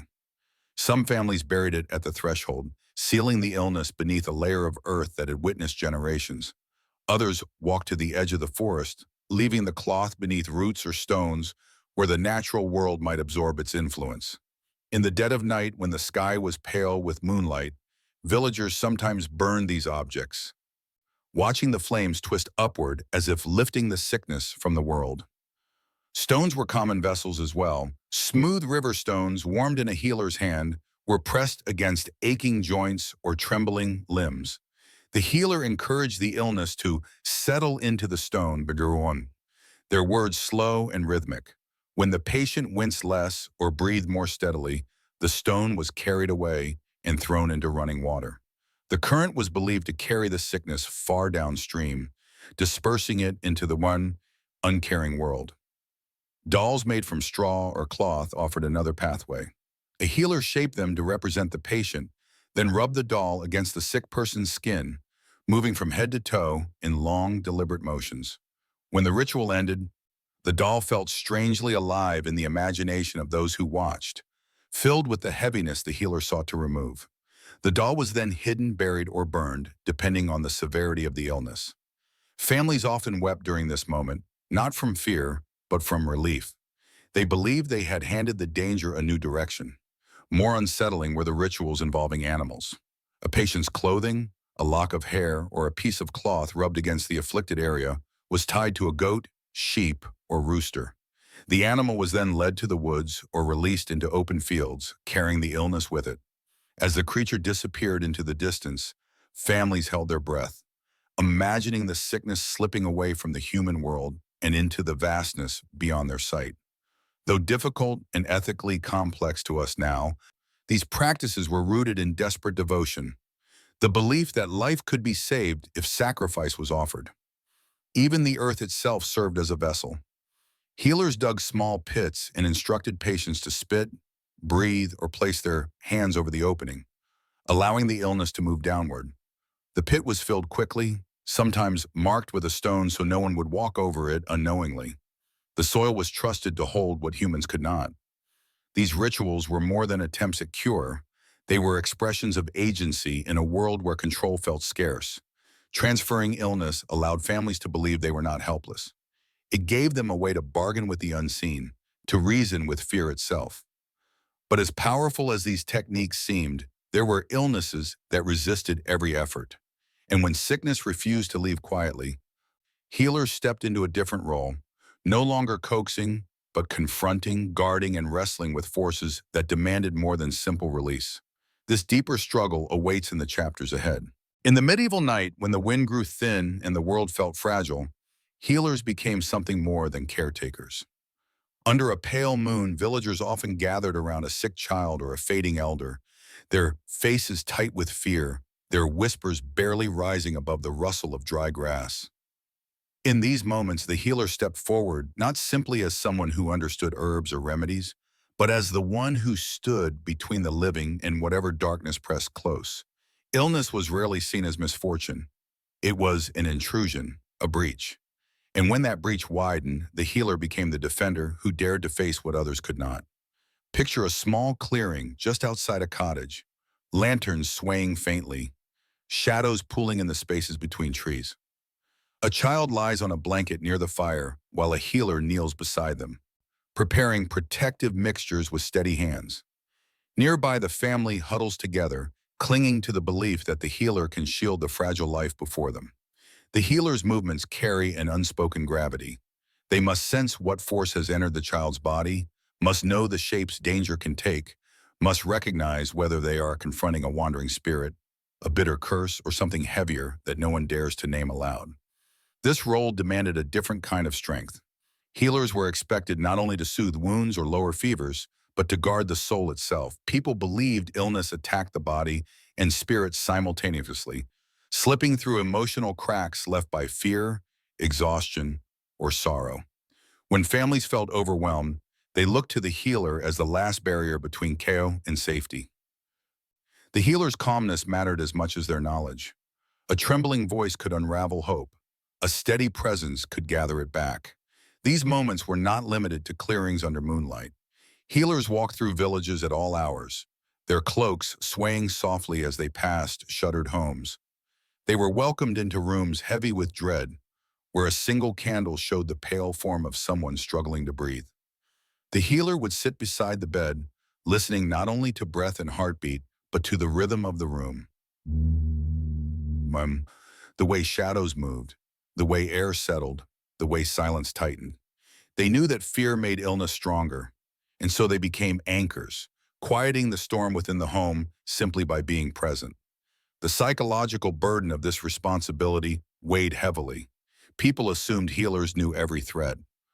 They expected them to understand which forces approached from forests, crossroads, or dreams. They asked healers to interpret nightmares, to sense curses, and to read the meaning behind sudden chills or unexplained weakness. What villagers could not name, they placed in the healer's hands, trusting that intuition and ritual would reveal the hidden source. Though healers often felt the same uncertainty, they carried it silently, believing that doubt spoken aloud could shake the fragile stability their presence created. Still, there was strength in the healer's solitude. Quiet hours allowed them to gather themselves, to breathe deeply, to prepare for the next confrontation. They sat near dying embers, grinding herbs with slow precision, or walked beneath stars as though consulting the sky itself. These moments fortified them for what awaited behind closed doors, the trembling families, the restless spirits, imagined or real, the illnesses that seemed to shift form with every passing hour. In the eyes of their communities, healers were guardians who faced both sickness and the shadows that accompanied it. They offered more than remedies. They offered courage, direction, and the sense that someone stood watch when fear whispered at the edges of night. And though courage mattered, they did not stand unarmed. These defenders carried objects of protection, tokens believed strong enough to repel whatever lingered beyond the threshold. Across medieval villages, protection often took the shape of small, ordinary objects, tokens so simple that their power might seem impossible to us now. Yet to the people who lived beneath constant threat, these charms served as anchors, quiet promises that they were not alone against the forces that moved unseen. A charm could not mend a broken bone or cool a fever, but it could steady the heart. And sometimes that steadiness was the very thing a family needed most. A small iron key worn over the heart was among the most common protections. Its weight felt grounding, as though the body borrowed strength from the metal forged in fire. Iron symbolized endurance and resilience, qualities believed to repel wandering spirits or malicious intentions. Parents often tucked such keys beneath their children's clothing, trusting the cold metal to stand guard long after lanterns were extinguished. Bone pendants carved into simple shapes held a different meaning. Bone was memory, the remnant of life once lived. Families tied these pendants to cradles, hoping the echo of another life would watch over the new one beginning to unfold. The soft clack of the pendant against wood in the night offered reassurance, a reminder that something ancient was keeping vigil. Herbal pouches stitched into garment linings provided yet another layer of safety. Filled with rosemary, lavender, rue, or thyme, these pouches released faint scents when warmed by the body. Each herb carried a personality: rosemary for strength, lavender for peace, rue for protection, thyme for courage. The aroma that rose gently throughout the day served as a whisper that the wearer was shielded. Even the simplest herb became a companion. Markets were filled with such charms. Healers displayed tables covered with polished stones, iron trinkets, dried herbs, and small carvings. People moved slowly among these offerings, touching items one by one, searching for whatever felt right. Sometimes it was a stone that fit perfectly in the palm, smooth and cool. Sometimes it was a scrap of cloth tied with red thread. Healers explained the meanings behind each object, but often villagers chose simply by instinct, drawn to whatever eased their fear. Inside kitchens, families crafted charms of their own. A mother might braid straw into protective shapes, her fingers moving carefully as she wove intention into each twist. A father might carve a symbol into a piece of wood, smoothing the edges until the charm felt pleasant to hold. These handmade tokens carried not only protective symbolism, but the love of the one who created them. Hanging these above doorways or placing them beneath pillows turned ordinary rooms into sanctuaries. Some amulets were rarer, objects touched by stories or sanctity. Tiny reliquaries containing fragments of saints' garments were treasured in many homes. Their silver casings gleamed even in low light, reminding families of the holy strength believed to dwell inside. Polished stones etched with healers' marks held deeper mystery.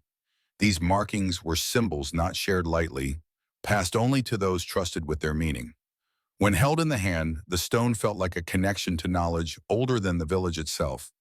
These objects did not block the wind, nor did they cure illness with a single touch. But they offered peace in moments when fear held breath captive. Their presence comforted the mind, allowing the body to rest. And rest in any era is a form of strength, yet charms alone could not protect a household forever. When darkness pressed closer, healers needed to create boundaries with their own hands, tracing circles, drawing lines, and shaping space into a sanctuary no harmful force dared to cross. In the medieval imagination, protection was not always something held in the hand. Often it was something drawn into the earth itself, lines, curves, and pathways shaped with intention. Among these, the circle held the greatest power. A circle promised unity, connection, and continuity. It marked a place where danger hesitated, a space sealed by gesture rather than stone. When illness or fear pressed too close, people turned to the quiet art of boundary making, creating sanctuaries with strokes as soft as dust and as firm as faith. At dawn, when light was gentle and shadows long, a healer might stand outside a home touched by sickness. Holding a small bowl of ash, she walked slowly around the perimeter, leaving a thin line behind her. Each step was measured, each movement deliberate.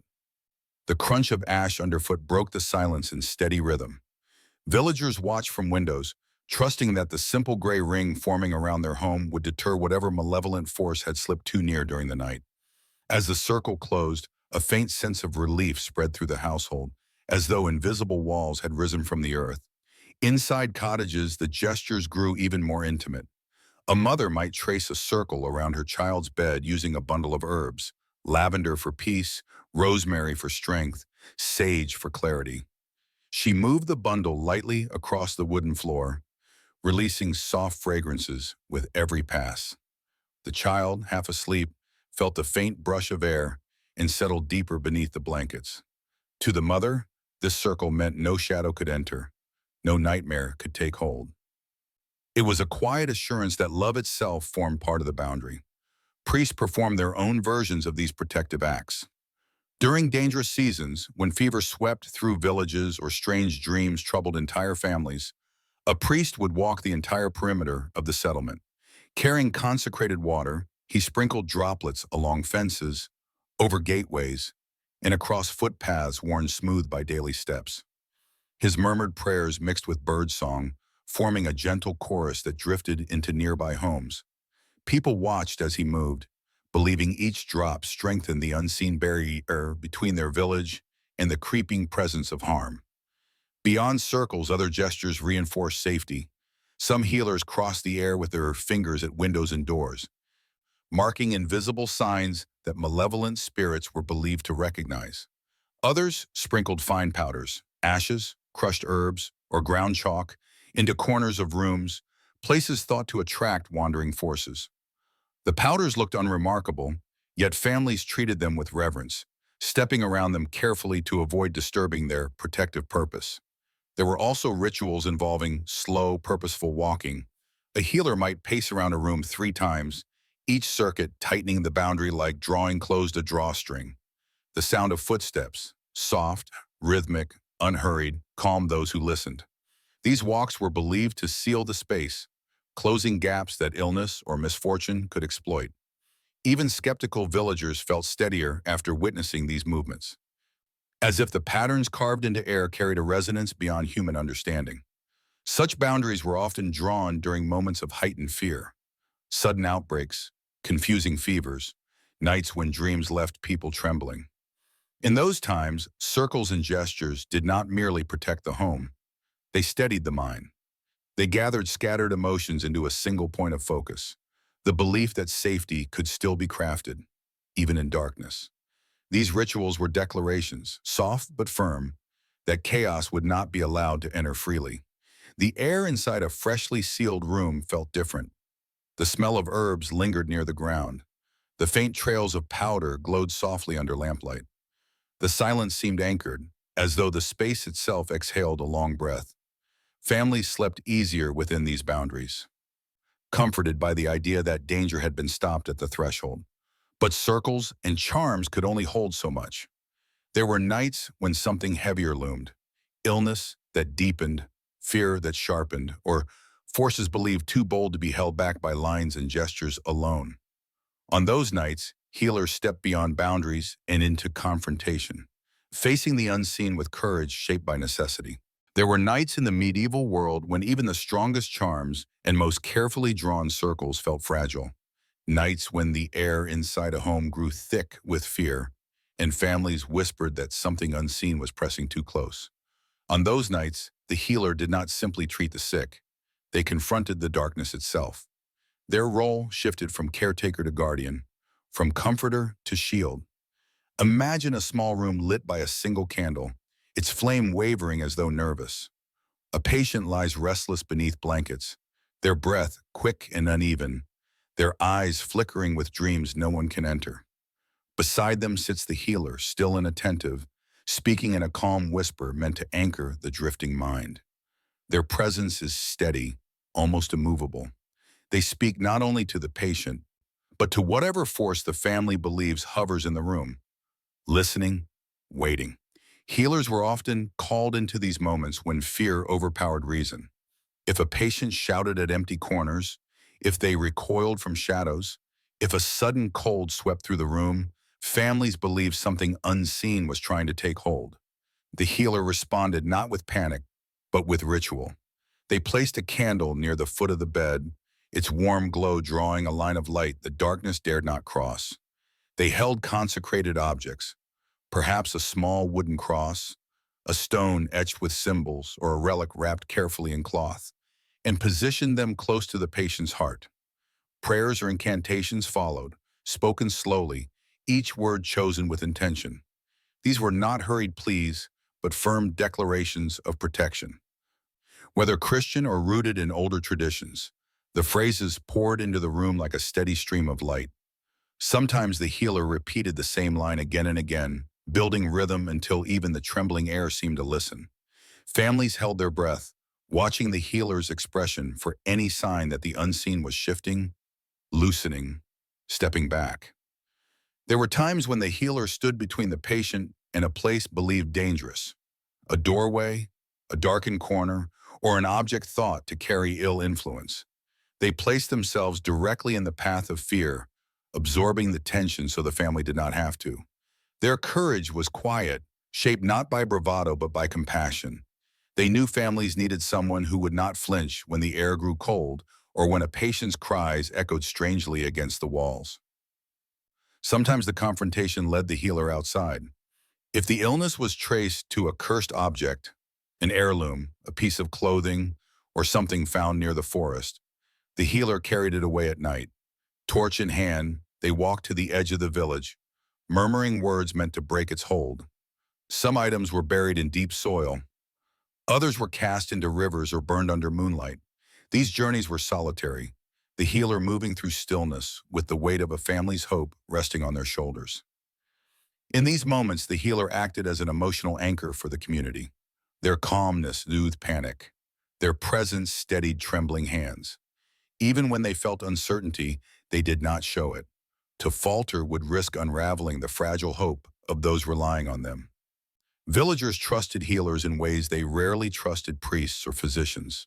For healers walked into fear directly, not through scripture or theory, but through action, gentle, steady, human action. Their courage was not loud. It lived in patience, in whispered words, in the simple act of staying beside someone who felt their soul slipping. It lived in the willingness to face the unknown without turning away. In a world ruled by shadows and doubt, this courage was rare and deeply cherished. By the time the candle burned low, the room often felt different. The patient breathed more evenly. The darkness seemed to recede, and families, exhausted but relieved, understood that they had not faced the night alone. Yet healers were only one part of a village's defense. Beyond the cottage walls, communities gathered, prayed, watched, and acted together. A medieval village in the early morning felt like a single creature slowly waking. Smoke curled from chimneys, drifting upward in thin, wavering strands that caught the first pale light of dawn. Frost crunched beneath boots as families stepped cautiously into their courtyards, each person listening for the news that mattered more than weather or harvest. Whether illness had crept closer during the night. Word traveled softly between neighbors, often through murmurs at the well or nods exchanged over low fences. A cough heard in one home stirred unease in another. Villagers understood that sickness rarely remained where it began. It moved the way wind did, brushing past doors and slipping beneath shutters before anyone realized it had changed direction. Illness was never a private burden. It was a communal shadow. When one family faltered, the whole village felt the shift. People watched one another carefully, not with suspicion, but with a quiet sense of shared fate. If a child grew feverish or an elder collapsed from exhaustion, the ripple of fear passed quickly from hearth to hearth. Families tightened their routines, drew children close, and moved through their days with a kind of bracing stillness. They knew that survival depended not on isolation, but on unity. The village responded as though it possessed a single heartbeat. Tasks reshaped themselves almost instantly during outbreaks. Neighbors who lived closest to the afflicted took turns delivering food, leaving baskets at doorways with loaves of bread, jugs of broth, or bundles of herbs.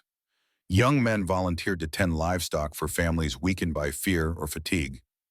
Women gathered to wash clothing and bedding, working quietly beside the river as cold water numbed their hands.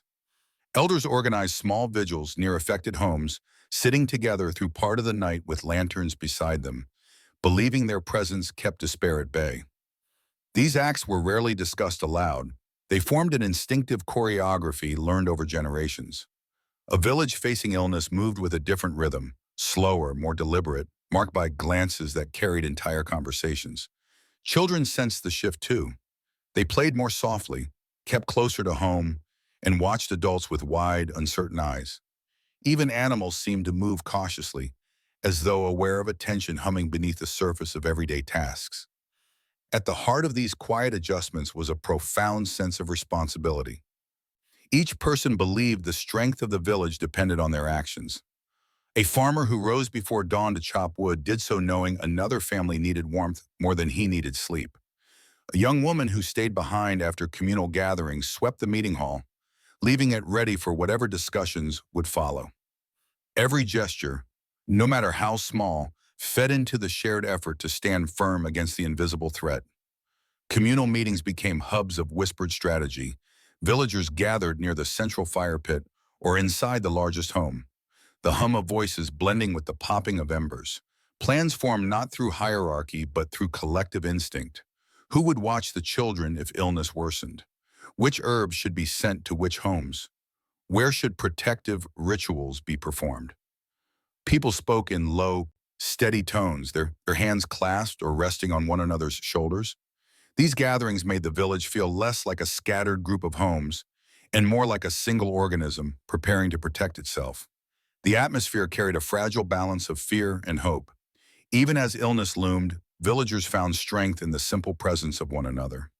The crunch of frost beneath many feet, the glow of lanterns held by many hands, the layered murmur of many voices. These sights and sounds formed a kind of communal heartbeat, reassuring them that no one faced the unknown alone. And when fear reached its peak, when the village felt the need for guidance and grounding, people turned not only to healers but to ancient communal gatherings, rituals older than memory, meant to steady the spirit of the whole community. As daylight faded and the first stars stirred in the sky, medieval villages prepared for a different kind of work, one done not with tools or hands, but with presence. When illness lingered or strange symptoms spread, the community gathered in the twilight to keep watch together. The village square became a quiet sanctuary where fear and hope sat side by side. Torches planted in the ground flickered unsteadily, casting long, stretching shadows across frost-dusted earth. These shadows swayed like silent guardians as villagers settled into a circle, wrapped in cloaks pulled close against the night air. Elders often took their places first. They sat with slow, deliberate movements, as though their very posture helped anchor the gathering. Their whispers carried old prayers, fragments of lines once spoken by grandparents, long gone. Young villagers joined next, learning the weight of stillness, the meaning of silence. Nighttime vigilance was a lesson in patience, listening not only for danger, but for the shifting rhythm of the night, sensing changes too subtle for daylight hours. People believed illness was strongest after sunset. Darkness made the mind wander, made worries louder, made spirits, imagined or real, feel closer. By gathering as a group, villagers created a symbolic shield around themselves and those who lay sick inside their homes. No one faced the night alone. The shared presence tightened the invisible net that bound the village together, making it harder for fear to slip through the cracks. Simple gestures carried heavy meaning. A loaf of bread passed from hand to hand reminded everyone that hunger and sickness were intertwined struggles. A cup of warm broth offered to a shivering neighbor brought more than warmth. It brought reassurance that someone cared enough to share precious food. These quiet offerings formed a language all their own, one built on compassion rather than words. Some vigils were small, forming around a single home where someone fought for breath or strength. Neighbors sat in a semicircle near the door, torches glowing at their feet, keeping watch until the sky lightened. They believed their vigil created a barrier, preventing wandering spirits or dark forces from approaching the threshold. Families inside listened to the low murmur outside, comforted by the knowledge that the community's heartbeat pulsed just beyond their walls. Larger night watches took place during outbreaks when the entire village felt the same tremble of dread. People clustered near the central fire pit, faces illuminated by the shifting glow. Children nestled close to parents, falling asleep in their arms as the night stretched on. Elders led soft chants to steady the atmosphere, their voices rising and falling like waves washing against the edges of fear. These chants were not meant to banish the illness directly. They calmed the minds of those keeping vigil, replacing panic with rhythm. Time moved differently during these gatherings. Hours felt suspended, as though the village floated between night and dawn, held aloft by collective resolve. When exhaustion settled over them, villagers took turns resting while others continued the watch. The shared responsibility deepened their connection, reminding everyone that strength did not always come from physical action. Sometimes it was simply the willingness to sit awake for someone else. When the horizon finally brightened and torches sputtered out one by one, the village exhaled. The night had passed without disaster. People stood slowly, stretching stiff limbs, exchanging tired smiles. They returned to their homes carrying the memory of shared endurance, a memory that strengthened the village for whatever came next. And often, morning brought the need for more than silent vigil. These twilight gatherings awakened something deeper, the impulse to act together, to perform rituals that required the whole community moving with one will.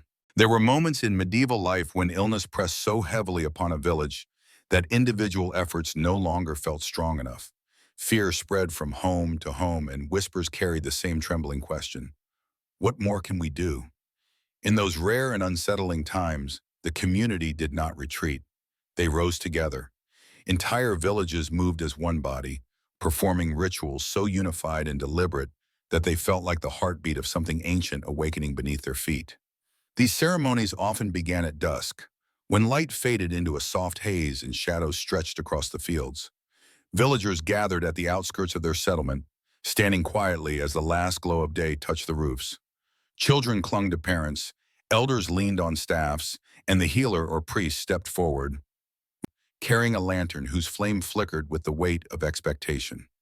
When the procession began, it moved slowly, an unbroken line of footsteps circling the village's edge.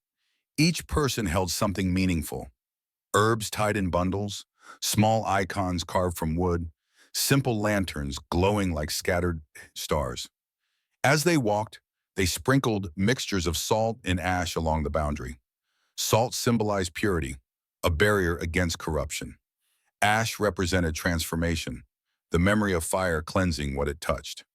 The mixture fell in soft patterns onto the earth, marking a line illness was not meant to cross.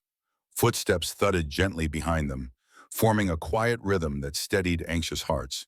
From time to time, bells rang, small handbells or larger ones swung by stronger villagers. Their tones rose through the evening air, clear and unwavering. People believed the ringing disrupted whatever dark forces hovered near, shaking them loose from the edges of the village.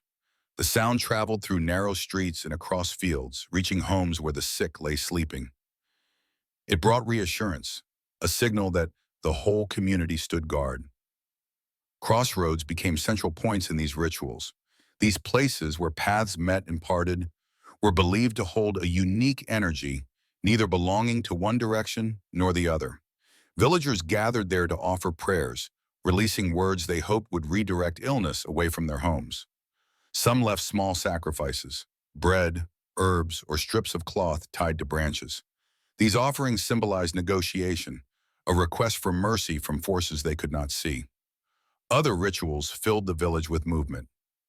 One of the most striking was the smoke walk.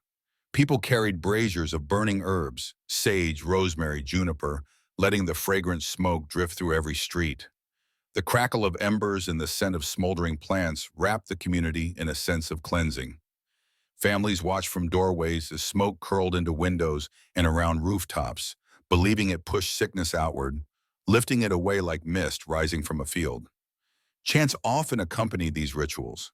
Not songs exactly, but long, low tones repeated across many voices. One voice began, steady and calm, and others joined until the village hummed like a single living thing. The collective sound deepened as it passed between cottages, rising and falling like the breath of the land itself.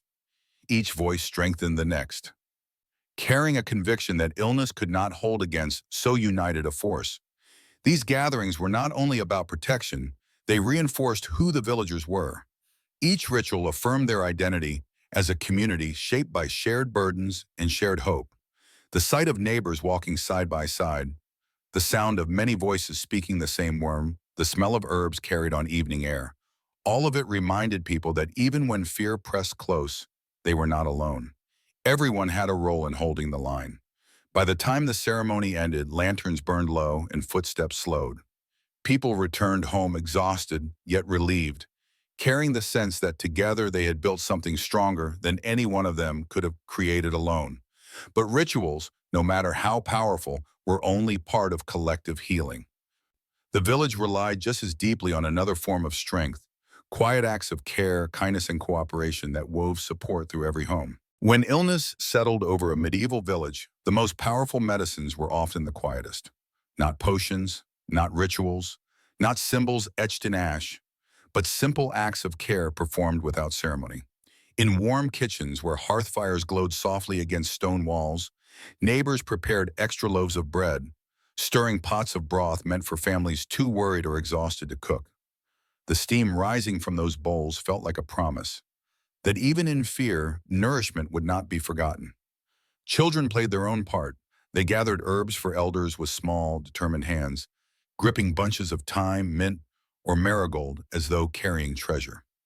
Their laughter, subdued yet present, softened the tension that lingered in homes touched by sickness. When they placed the herbs on tables or passed them to healers, their effort brought warmth to weary hearts. It reminded everyone that life continued, even in difficult seasons. Stories were another form of sustenance. In rooms lit by flickering firelight, villagers shared tales from older times, stories of ancestors who had survived harsh winters, strange fevers, or years when crops failed. These tales were not meant to distract, but to anchor the frightened. They whispered that people had endured before and would endure again. Grandparents spoke slowly, their voices rough with age, shaping memories into lessons of hope. Children listened wide-eyed, comforted by the steady cadence. Sometimes the stories were gentler, told beside the beds of the sick. A mother might sit with her hand resting lightly on her child's shoulder, recounting familiar legends about brave travelers or enchanted hills. Her words filled the room with a soft rhythm that eased both breath and worry. In these moments, storytelling became a bridge, carrying frightened minds away from pain and into places where courage felt possible. Kindness extended to the simplest chores. Fathers split extra firewood for struggling families, stacking it neatly at their door without asking for thanks. Sons carried buckets of water to neighbors whose strength was fading. Daughters swept the floors of homes where illness had stolen energy. These acts were not grand, but they restored dignity and comfort, giving the sick space to rest without fear of falling behind. Food shared between households carried a meaning deeper than nourishment. The smell of warm bread drifting through a doorway felt like safety arriving on the air. A bowl of stew delivered at dusk spoke of solidarity, the quiet assurance that no family faced hardship alone. Even the way villagers knocked softly before entering, pausing to listen for movement inside, reflected a tenderness formed through generations of shared survival. Songs, too, played their part. Women often stood outside doorways at twilight, singing low melodies meant to comfort the sick and soothe worried families. Their voices blended with the evening wind, creating a faint harmony that floated across the village. These songs held memories. Old refrains passed from mother to daughter, echoing through countless winters. Their sound brought calm to restless spirits, offering a reminder that beauty remained even when illness cast long shadows. Inside homes, firelight illuminated weary faces. Families gathered around the hearth, not speaking much, simply sitting close enough to feel one another's warmth. Sometimes that nearness was more healing than any remedy. A hand offered to steady trembling fingers, a blanket tucked carefully around a shivering body, a moment of shared silence. These gestures stitched strength back into frayed hearts. Villagers understood instinctively that kindness could carry those who were fading. It could reassure those who feared the worst. It could steady the resolve of healers returning from long nights. Compassion flowed through the community like an unseen river, nourishing the places herbs and rituals could not reach. Illness might weaken bodies, but unity strengthened spirits. Medieval communities survived because they leaned toward one another, not away. They endured because generosity filled the spaces where fear tried to settle. The warmth of bread, the softness of stories, the glow of shared firelight, all these became medicines in their own right, binding the village together when darkness pressed close. And as we leave these acts of everyday healing behind, the story turns outward, toward the land itself, the forests and winds that shaped the beliefs of medieval healers. In the medieval world, nature was never a silent backdrop. It was a presence, vast, watching, and filled with quiet intention. As dusk settled over the countryside, shadows lengthened across winding paths that led from the safety of the village into the uncertain realm beyond. The forest silhouette rose like a dark tide, its treetops swaying in slow conversation with the wind. A traveler walking this path felt not alone but observed, as though the land itself followed each footstep with patient curiosity. People of the time believed nature responded to human lives. A sudden cold wind meant more than weather. It hinted at warning or displeasure. A stretch of unseasonal rain carried whispers of imbalance. Thick morning mist settling over fields was seen as a veil drawn by unseen hands. The world breathed with intention, and its breath brushed against every aspect of existence, including health. Illness, in the minds of medieval villagers, often arrived on the wind or seeped from the earth. A strange chill might signal that something had slipped through the fabric of normal life. Forests held particular power. Their depths were revered for providing shelter, herbs, and wood, yet feared for harboring creatures and spirits unknown. To step beneath their canopy was to cross an invisible threshold, entering a domain ruled not by humans, but by the living world. The rustling of leaves overhead felt like whispers. The distant call of a bird could be interpreted as omen or affirmation. Even the quiet stillness carried weight, as though the forest waited, listening before revealing its intentions. Rivers, too, lived in the imagination as temperamental companions. Their currents could soothe or destroy. A calm flow promised healing and nourishment, while sudden turbulence suggested anger or warning. Villagers believed rivers responded to the unseen, carrying blessings downstream or sweeping misfortune away. When someone fell ill, families often considered what the rivers had done recently. Had the water level dropped suddenly? Had the flow changed direction? Nature's movements were clues, signs pointing toward deeper truths. Mountains stood as ancient guardians, watching over valleys and villages with silent authority. Their presence suggested endurance, but their storms reminded people of nature's unpredictable power. Thunder rolling down their slopes felt like a voice, distant, commanding, impossible to ignore. Medieval healers often watched mountain peaks for guidance, interpreting cloud formations or sudden winds as signs of change. These landscapes were not scenery, they were participants in the human story.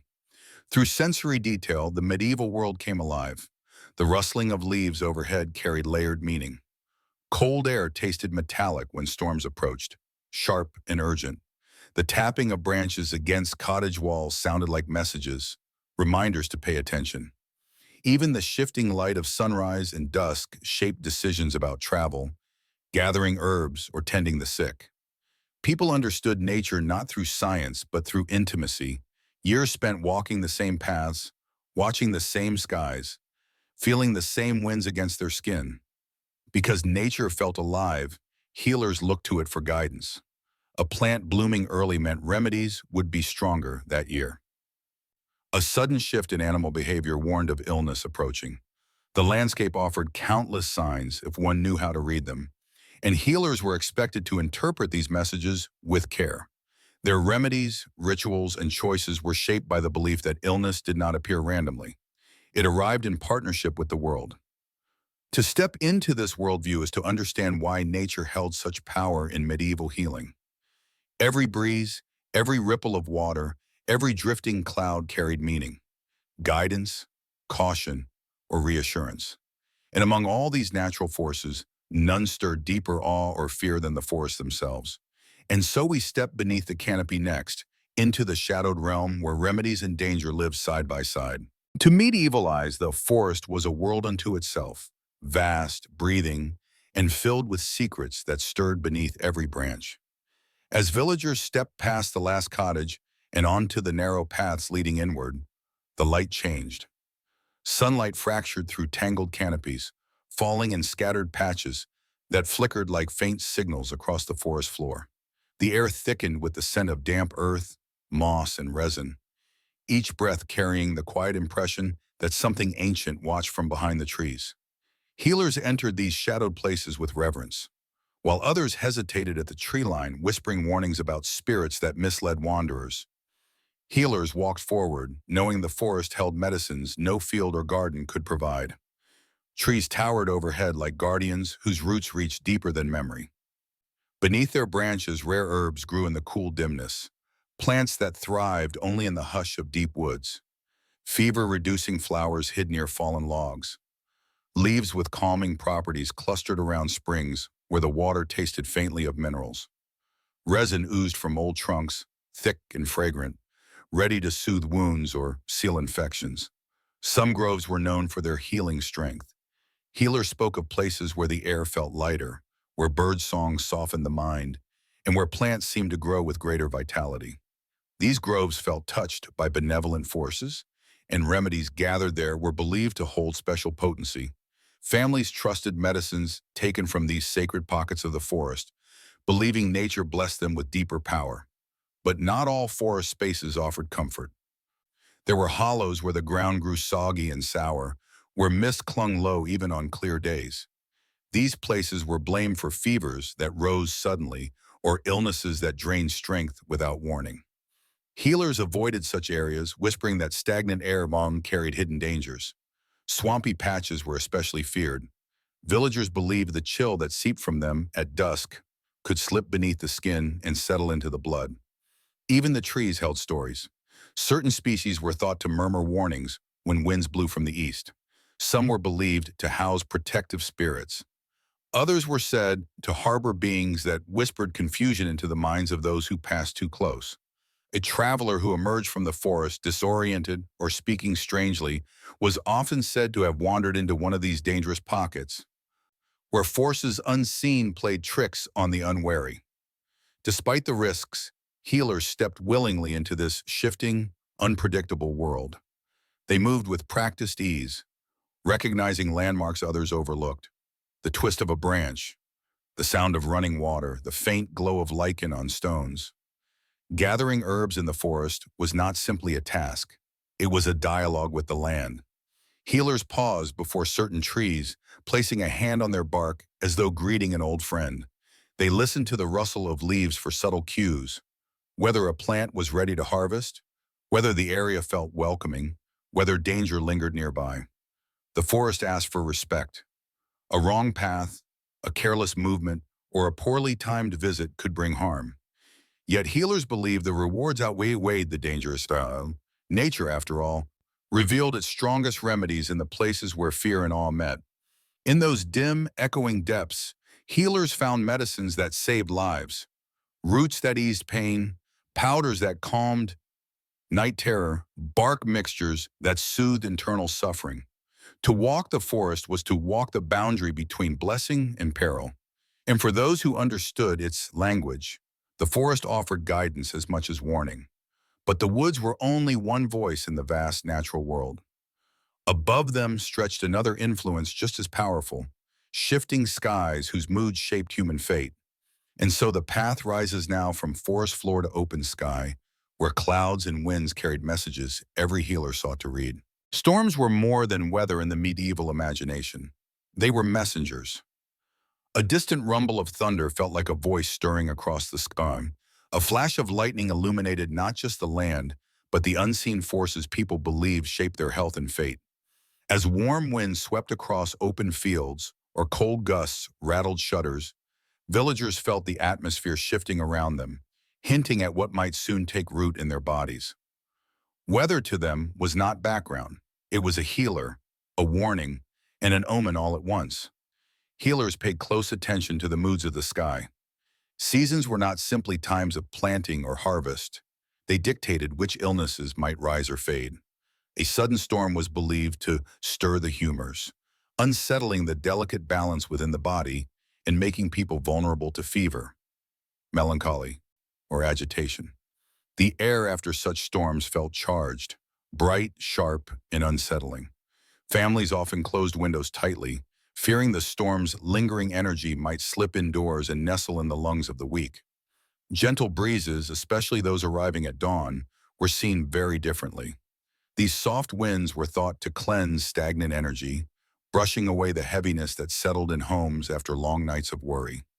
Some healers advised patients to stand outside in the early morning, letting the breeze touch their faces and carry their fears into the waking world. Villagers closed their eyes and breathed deeply, imagining invisible threads of discomfort drifting away with each exhale. Harsh northern winds commanded caution. Their coldness was believed to carry dangerous influences, spirits of winter or remnants of past sorrows. When these winds blew, families stayed close to their hearths, guarding infants and the elderly with extra layers of cloth. Healers warned that northern winds could pierce the body, slipping beneath the skin to create lingering aches or chills that no fire could fully ease. Weather-based remedies grew naturally from these beliefs. Sunlight, for example, was seen as a tonic for the spirit. Patients were encouraged to sit in the morning sun, allowing its warmth to seep into their bones and brighten their minds. The golden light was thought to strengthen the heart and chase away shadows that clung after restless nights. Even today, the memory of those rituals lingers in the quiet comfort people still find in sunlight. Cool night air offered another form of healing. When fevers ran high, healers sometimes opened shutters after sunset, letting the crisp darkness flow through the room. Families sat in the dim glow of lanterns, listening to the soft rush of night wind. The air felt soothing as though it carried a calm more ancient than the village itself. Patients often drifted into easier sleep beneath its touch.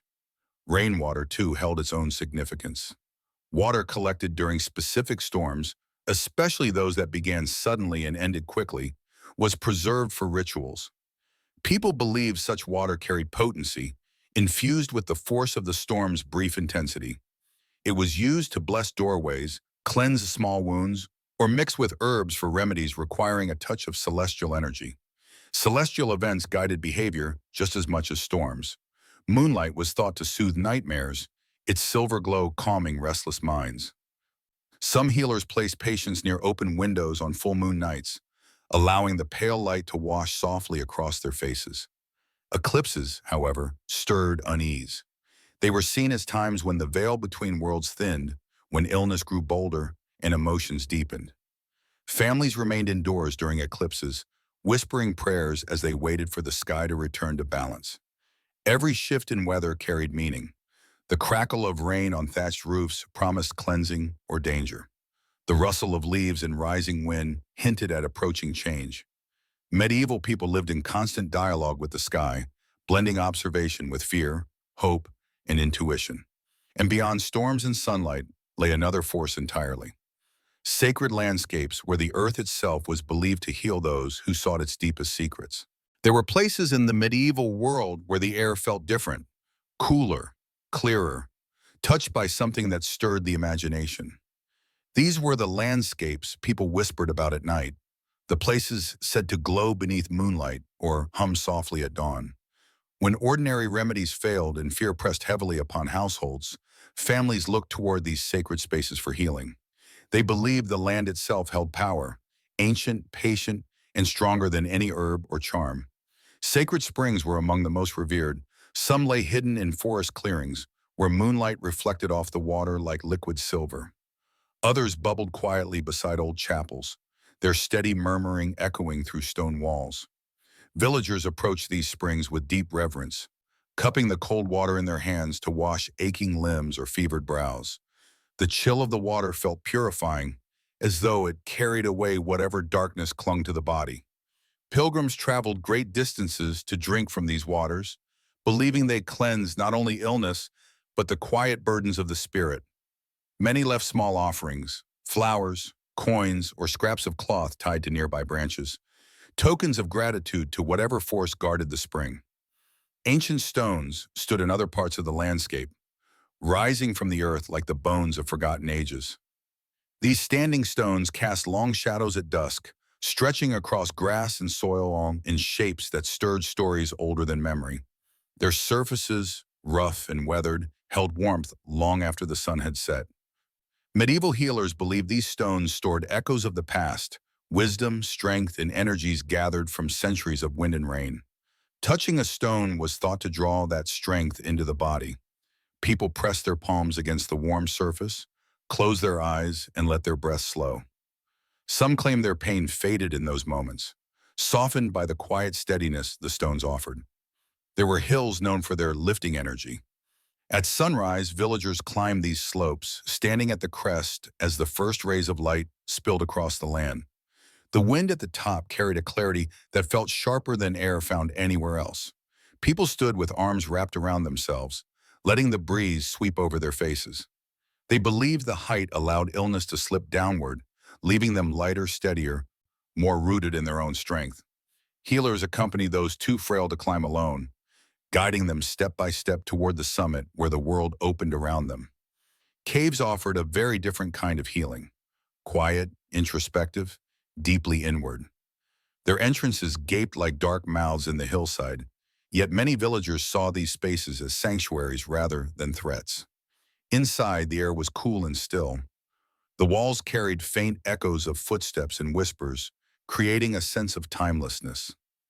People entered caves seeking protection from malevolent forces or to calm minds troubled by dreams. Some healers used these caverns to perform rituals requiring silence, where the earth's deep stillness helped sharpen focus and intention.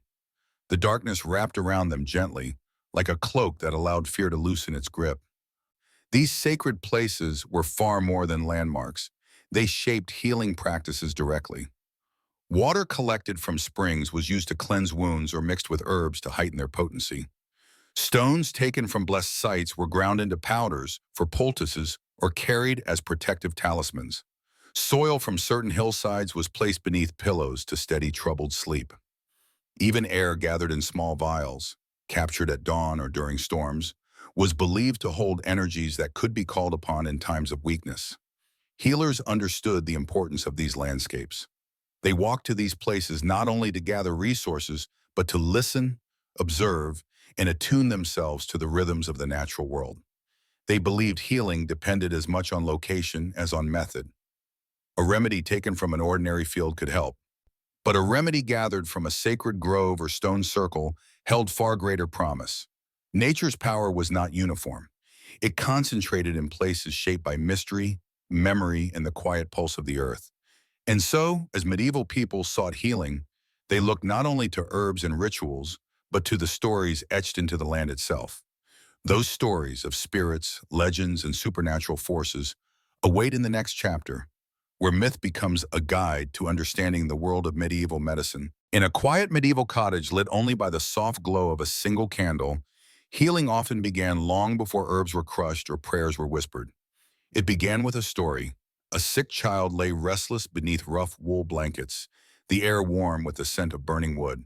Beside the bed sat an elder, their posture steady, their gaze gentle, waiting for the child's breathing to settle. Outside, the world was wrapped in darkness, but inside, the flicker of the flame cast shifting patterns across the walls, as though the cottage itself listened. In this dim light, the elder began to speak. For medieval families, stories were not simply diversions meant to pass the time. They were tools, soft, powerful, and essential. Tales shaped the way people understood illness by giving form to something otherwise invisible. A fever was not a random surge of heat. It might be the influence of a restless spirit seeking comfort. A cough could be explained as a greedy demon trying to steal breath. Recovery was framed as a battle won with help from guardians who watched silently from beyond sight. Through these stories, fear became something that could be named, and once named, it felt less overwhelming. The elder's voice moved gently, rising and falling in a rhythm designed to soothe the trembling mind. Each word flowed with the warmth of memory, passed down through many mouths before reaching this room. The hearth fire crackled softly, adding its own quiet commentary to the tale. Shadows swayed as the story deepened, almost as if they were shaping themselves into the images described. The wandering spirit, the protective ancestor, the winding path between sickness and safety. Tales brought order to moments when life felt fragile. They offered explanations when reason faltered. Families listened to them not as fantasies, but as guides. When a child grew ill, parents recalled stories their own elders had told, stories where heroes overcame weakness through courage, kindness, or the aid of mysterious beings. These memories reminded them that suffering was not meaningless. It belonged to a pattern bigger than any one household. It was part of the world's rhythms. The child in the cottage clung to the images forming in the elder's journal. The restless spirit was not malicious, it was lonely. The greedy demon could be tricked. The ancestral guardian was patient, waiting for the right moment to intervene. Each detail gave shape to the child's fear, turning it into something that could be imagined and therefore managed. Even the illness seemed to relax in the presence of such calm storytelling. Parents, too, took comfort in these tales. As they listened from the edge of the room, their shoulders eased. They were reminded that countless families before them had faced similar nights and survived. A good story wrapped their worries in a thin blanket of meaning, transforming dread into something gentler, something closer to hope. The elder's steady voice stitched reassurance into every corner of the room. Some tales carried warnings, teaching listeners how to avoid illness in the future. Others lifted spirits, promising that strength could return with the dawn. All were woven with threads of belief, belief that words held power, that imagination shaped reality, and that stories could guide the body toward rest. As the final lines drifted into silence, the child's breathing grew slower, calmer.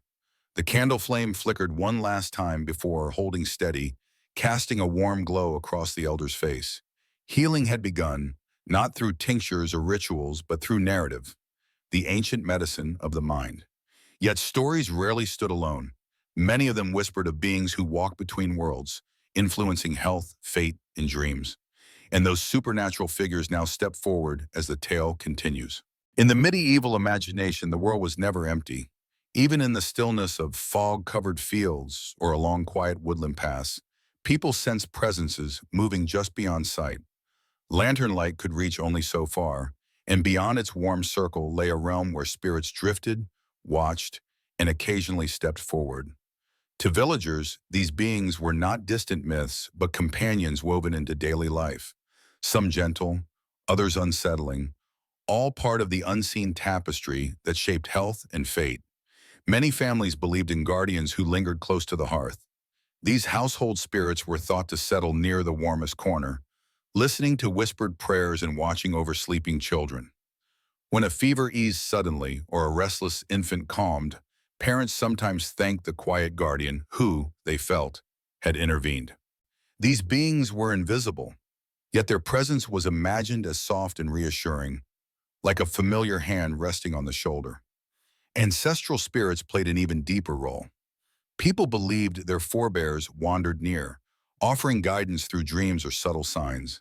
A sudden sense of comfort, a half-remembered melody drifting through the mind, or an unexpected moment of clarity was often attributed to these ancestors. Healers listened closely when patients spoke of vivid dreams, believing such visions might carry warnings or instructions. To medieval minds, the boundary between the living and the departed thinned during illness, allowing wisdom to pass through. Nature spirits existed farther from home, dwelling in forests, springs, or meadows. They were thought to bless certain plants with healing strength. When an herb seemed particularly potent, healers sometimes credited these gentle beings, imagining their touch lingering on leaves and petals. Villagers approached these places with quiet respect, aware that nature watched and responded in its own mysterious way.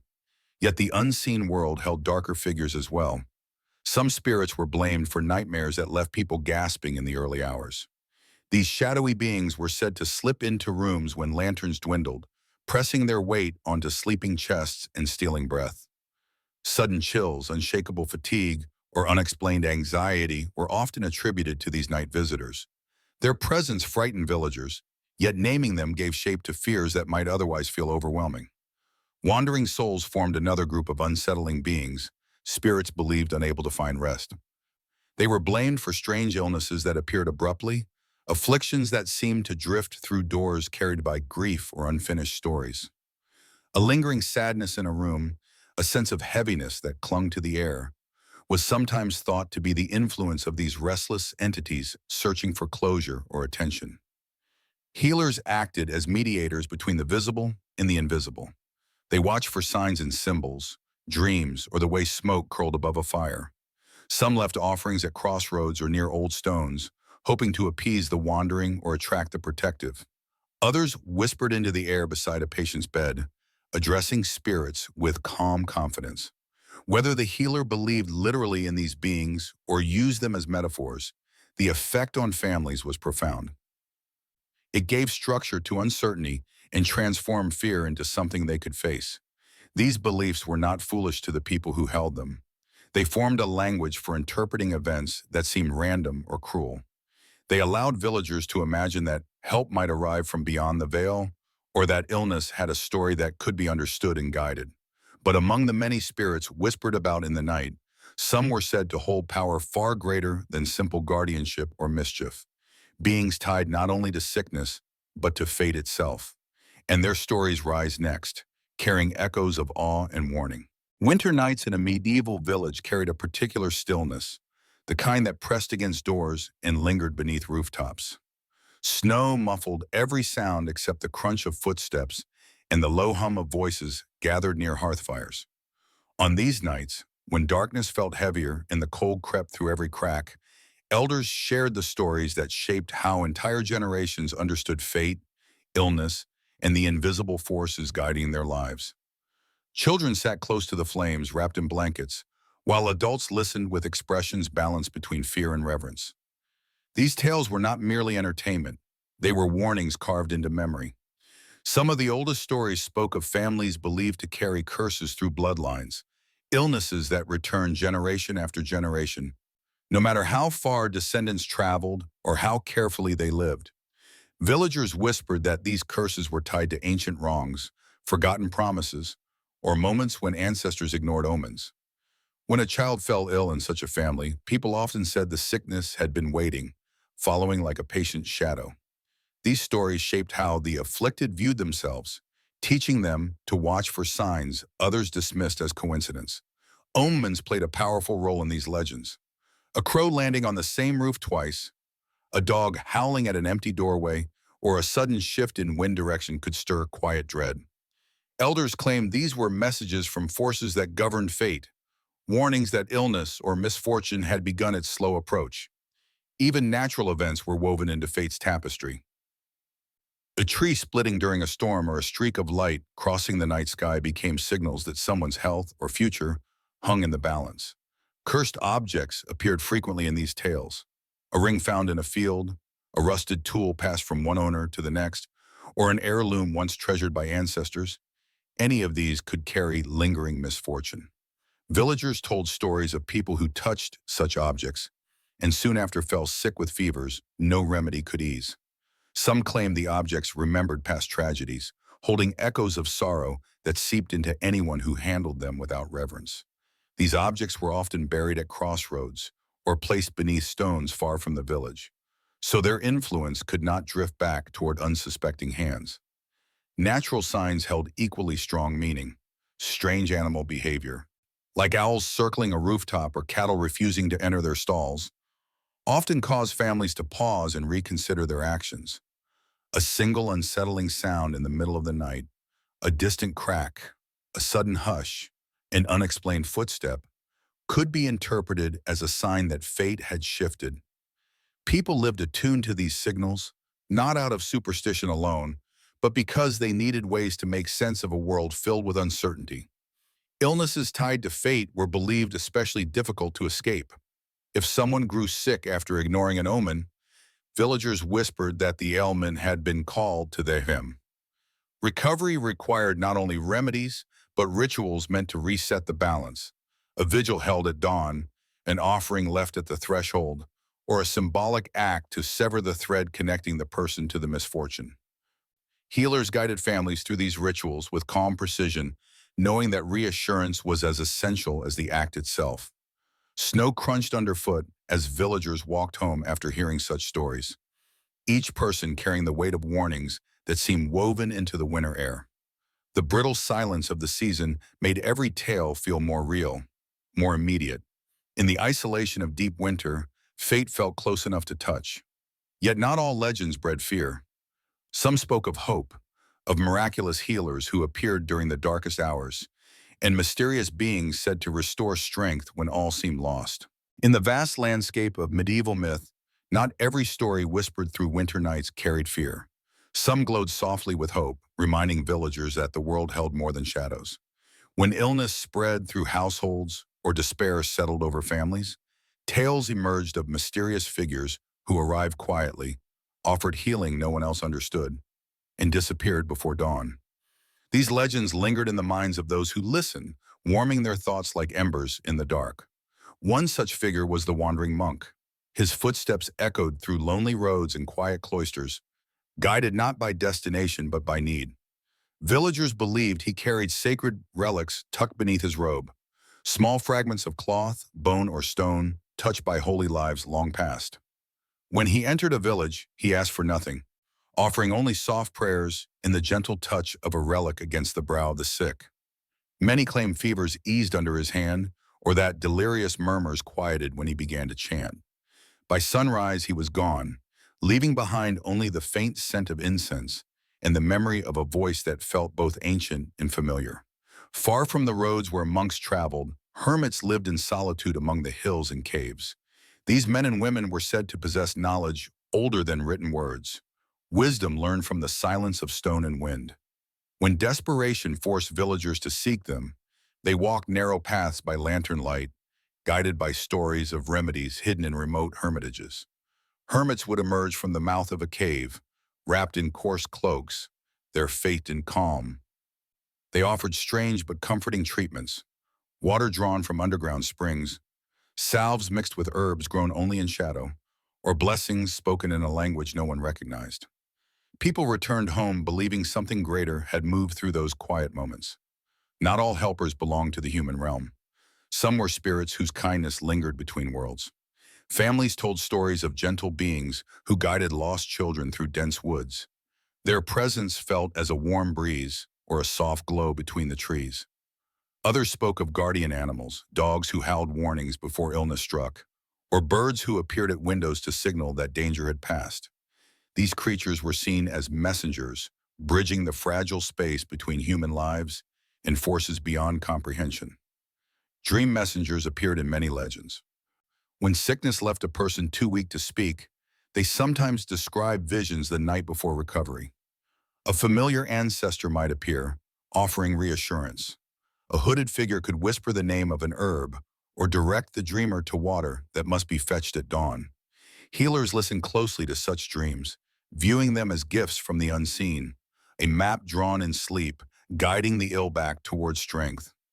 These stories carried warmth into even the bleakest seasons. Villagers gathered near hearths, imagining lanterns moving through misty nights, carried by unknown healers who walked simply because someone needed them. They pictured solitary figures praying in remote valleys, whispering blessings into cold winds. They believed that hope could arrive from places no one expected, shaped from mystery rather than certainty. The presence of these figures balanced the weight of darker legends. Curses, omens, and restless spirits were not the only forces shaping fate. There were also protectors who stepped quietly through the world, asking for nothing, giving everything. Their appearances reminded people that healing could come from the earth, the sky, or the edges of dreams. Stories of these helpers strengthened courage during long nights, when illness pressed too close and exhaustion settled over entire households. As the final embers in the hearth faded, these tales lingered in villagers' thoughts like gentle echoes. Myth became more than superstition. It became a reservoir of faith, a reminder that even when fear cast long shadows, there were always figures walking within the light. And so the chapter closes on the note medieval people cherished most.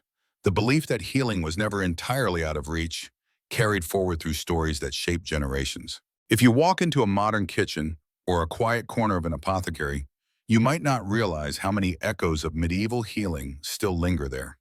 A jar of honey resting on a shelf, a bundle of dried lavender tucked into a drawer, a small dish of salt near the stove.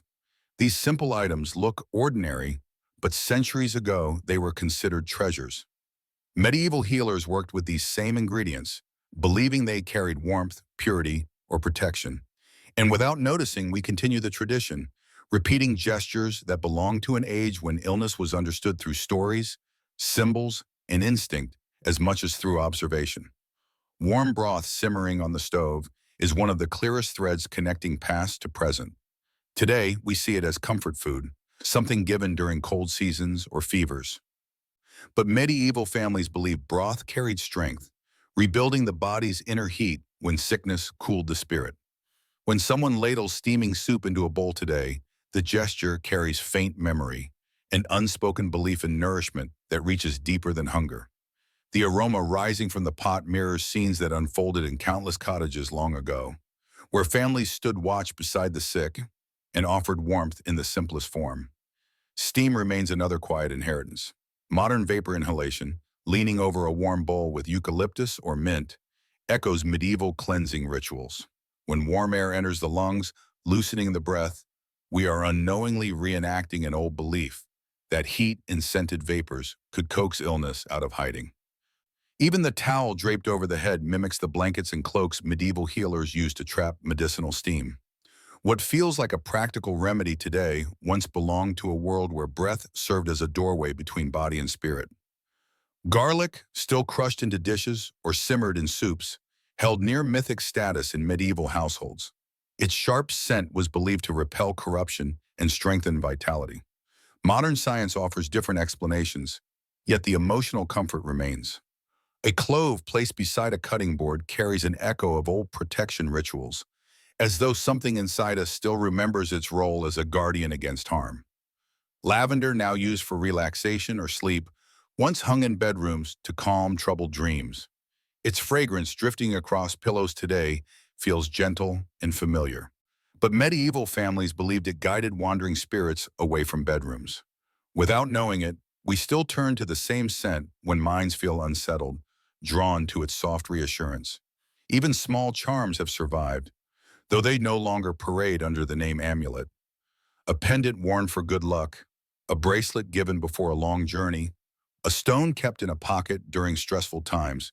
Each one carries the shadow of the old belief that objects absorb meaning and return it as protection. We may speak of sentiment rather than magic now, yet the emotional purpose remains unchanged. Soft fabrics, too, hold hidden history. Wrapping a scarf around someone who feels unwell echoes the medieval conviction that covering the chest will guard it against harmful air. Though our understanding has shifted, the instinct persists, care expressed through gentle layers, warmth shared through touch. As the modern world moves forward with new knowledge, the deeper human needs remain the same. People still reach for comfort when illness strikes. They still turn to rituals, small, familiar gestures that make uncertainty feel manageable. Sickness still inspires the desire for meaning, reassurance, and a sense of connection to something larger than the moment. Medieval healing never truly vanished. It softened, changed shape, and wove itself quietly into daily habits. The past rests in our kitchens, our bedside tables, our small acts of care, waiting to be recognized. And if these practices endured, then the beliefs beneath them, those emotional and symbolic foundations, must have traveled with them into the present.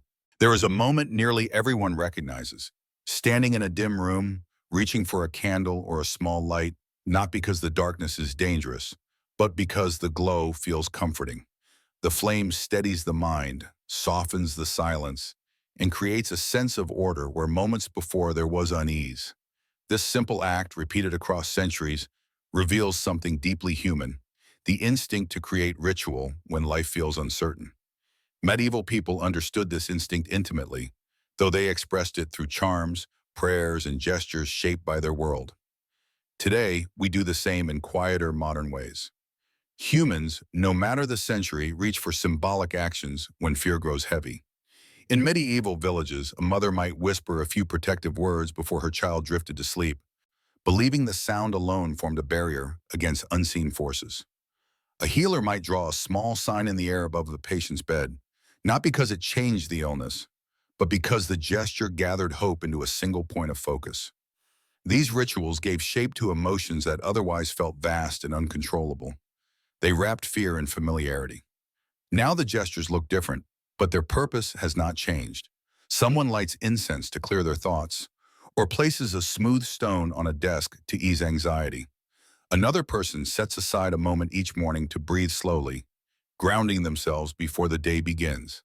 These practices are described as mindfulness or self-care, yet the emotional engine beneath them mirrors the medieval world. People create small islands of control when life tilts toward uncertainty.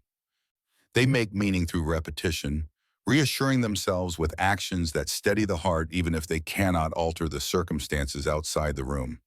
During illness, these rituals grow stronger. A cup of warm tea held between trembling hands becomes more than a drink. It becomes a moment of safety. A blanket pulled close becomes a shield against worry.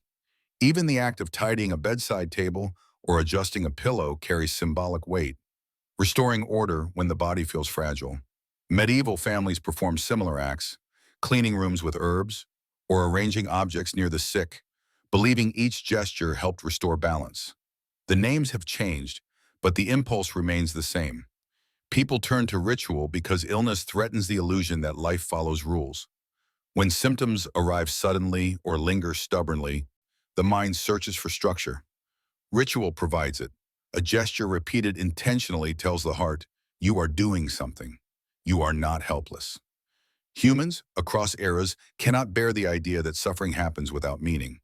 Ritual fills that space, offering a story, the same story medieval healers once offered through charms and prayers. It is a story of participation, of agency, of quiet resistance. Even in moments untouched by sickness, rituals anchor us. The way someone smooths the sheets before sleeping, the evening pause to sip warm water, the morning routine repeated in the same order. These become modern incantations. They soften the edges of daily life, creating gentle boundaries where the mind can rest.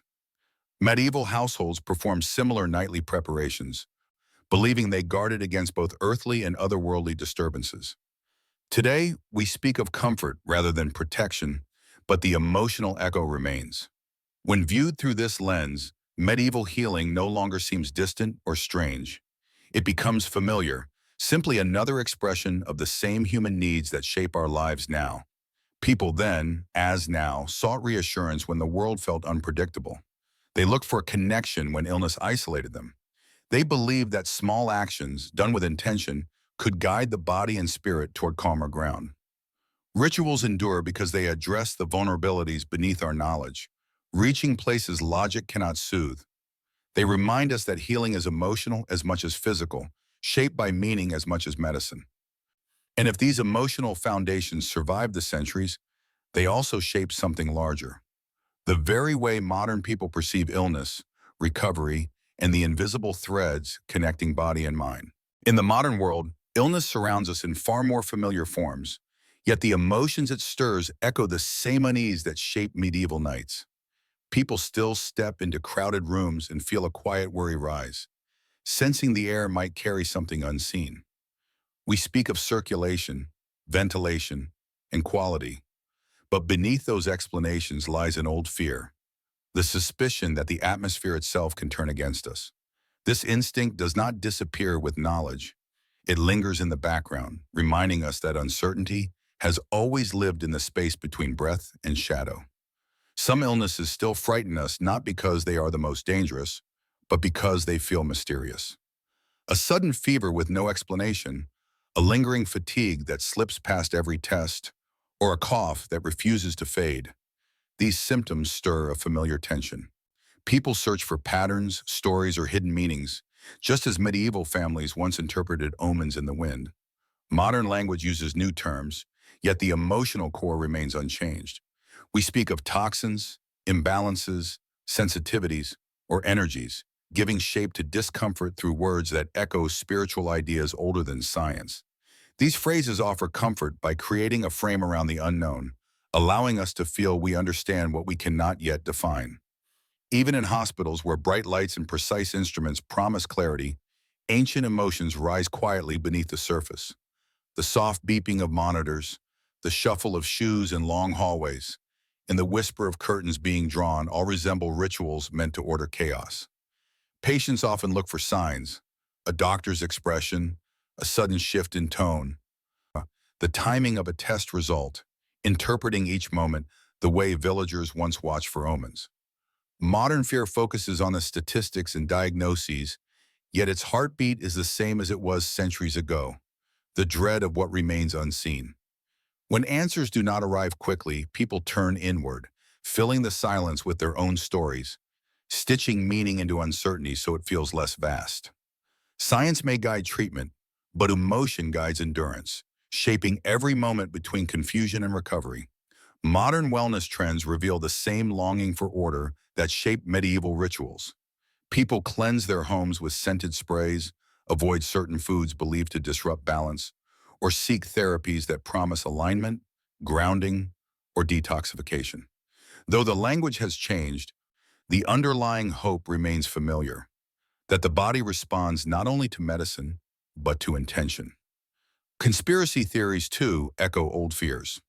When explanations feel incomplete or authority seems distant, stories rush in to fill the gaps, just as tales of curses and spirits once offered shape to the unexplainable. These modern narratives speak to a desire for clarity in a world flooded with information yet thin on certainty. They show how deeply the human mind gravitates toward meaning when confronted with chaos. Even skepticism carries ancient roots, reminding us that the unknown has always stirred questions no single era could fully silence. Yet even as old fears echo through modern life, hope continues to travel alongside them. People trust healers, now doctors, nurses, or therapists, with the same quiet faith their ancestors once placed in those who walked by lantern light. A hand resting gently on a shoulder, a calm voice explaining a treatment, or a simple reassurance that recovery is possible carries weight beyond logic. These moments steady the spirit. They remind us that healing is not only a physical process but an emotional journey shaped by connection. When someone washes their hands under warm water before visiting a loved one, the gesture echoes purification rituals once meant to guard against unseen harm. When families gather beside a hospital bed, whispering comfort into the quiet room, they recreate the same vigil medieval villagers kept through long nights. Our world looks different, but the shadows we face and the hopes we hold remain bound to the same human threads. These echoes still shape our days. And now, with fear and hope intertwined, the final step is to weave these threads into a closing reflection. One last look at what medieval healing taught us and what it quietly preserved within us. At the quiet edge of dawn, when the world rests between darkness and first light, a medieval healer might have paused in a doorway, listening to the hush that settles before the day begins. In that stillness, soft, pale, and unhurried, lay the essence of everything their work stood for. Not the cures, not the rituals, not the whispered charms, but the simple, unwavering desire to help another human being face the unknown.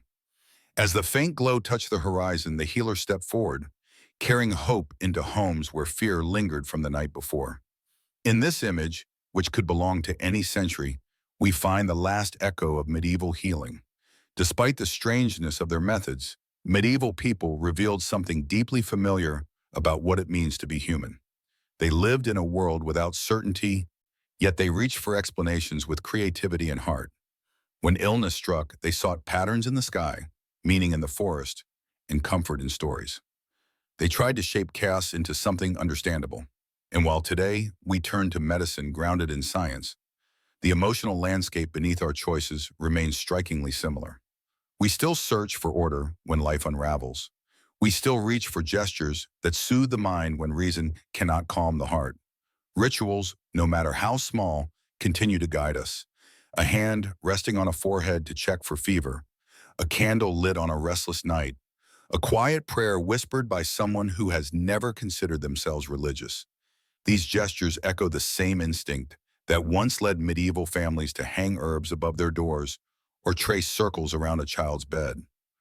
The tools have changed, yet the impulse remains to create a pocket of safety in a world that can feel overwhelming. To say, through action, you are not alone. The true legacy of medieval healing is not the remedies that faded or the practices replaced by new knowledge. It is the persistence of empathy, slow, steady, and resilient.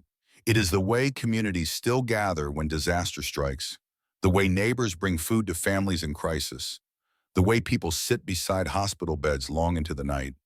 These acts mirror vigils once held beneath torchlight, where villagers whispered comfort while the wind pressed against the shutters. Human connection remains the most enduring medicine of all. Even the desire for meaning, which shaped so many medieval stories, still travels with us. When someone falls ill, we search for reasons, sometimes in science, sometimes in memory, sometimes in silence. We ask why suffering arrives, why it lingers, what it might teach us. Medieval healers answered these questions with myth and ritual. We answer them with knowledge and reflection. Yet the questions themselves have never changed. They belong to every time and every heart. The quiet mornings of medieval life remind us that healing has always been a shared journey. The healer standing in the doorway at dawn is not so different from the doctor reviewing charts under soft fluorescent lights, or the parent who checks a child's breathing while the world sleeps. Each carries forward the same vow: to protect, to comfort, to hope, to walk into uncertainty with courage shaped not by certainty, but by compassion. As the documentary draws to a close, we return to that dawn-lit doorway, watching the healer take a step into the waking day.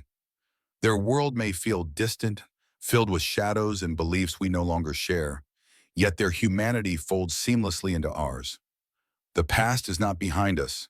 It travels quietly within us. In every choice we make when someone we love is unwell, in every ritual we keep without knowing its origin. In every moment, we reach out instead of turning away. And in recognizing these echoes, we discover that the story of medieval healing is not simply history.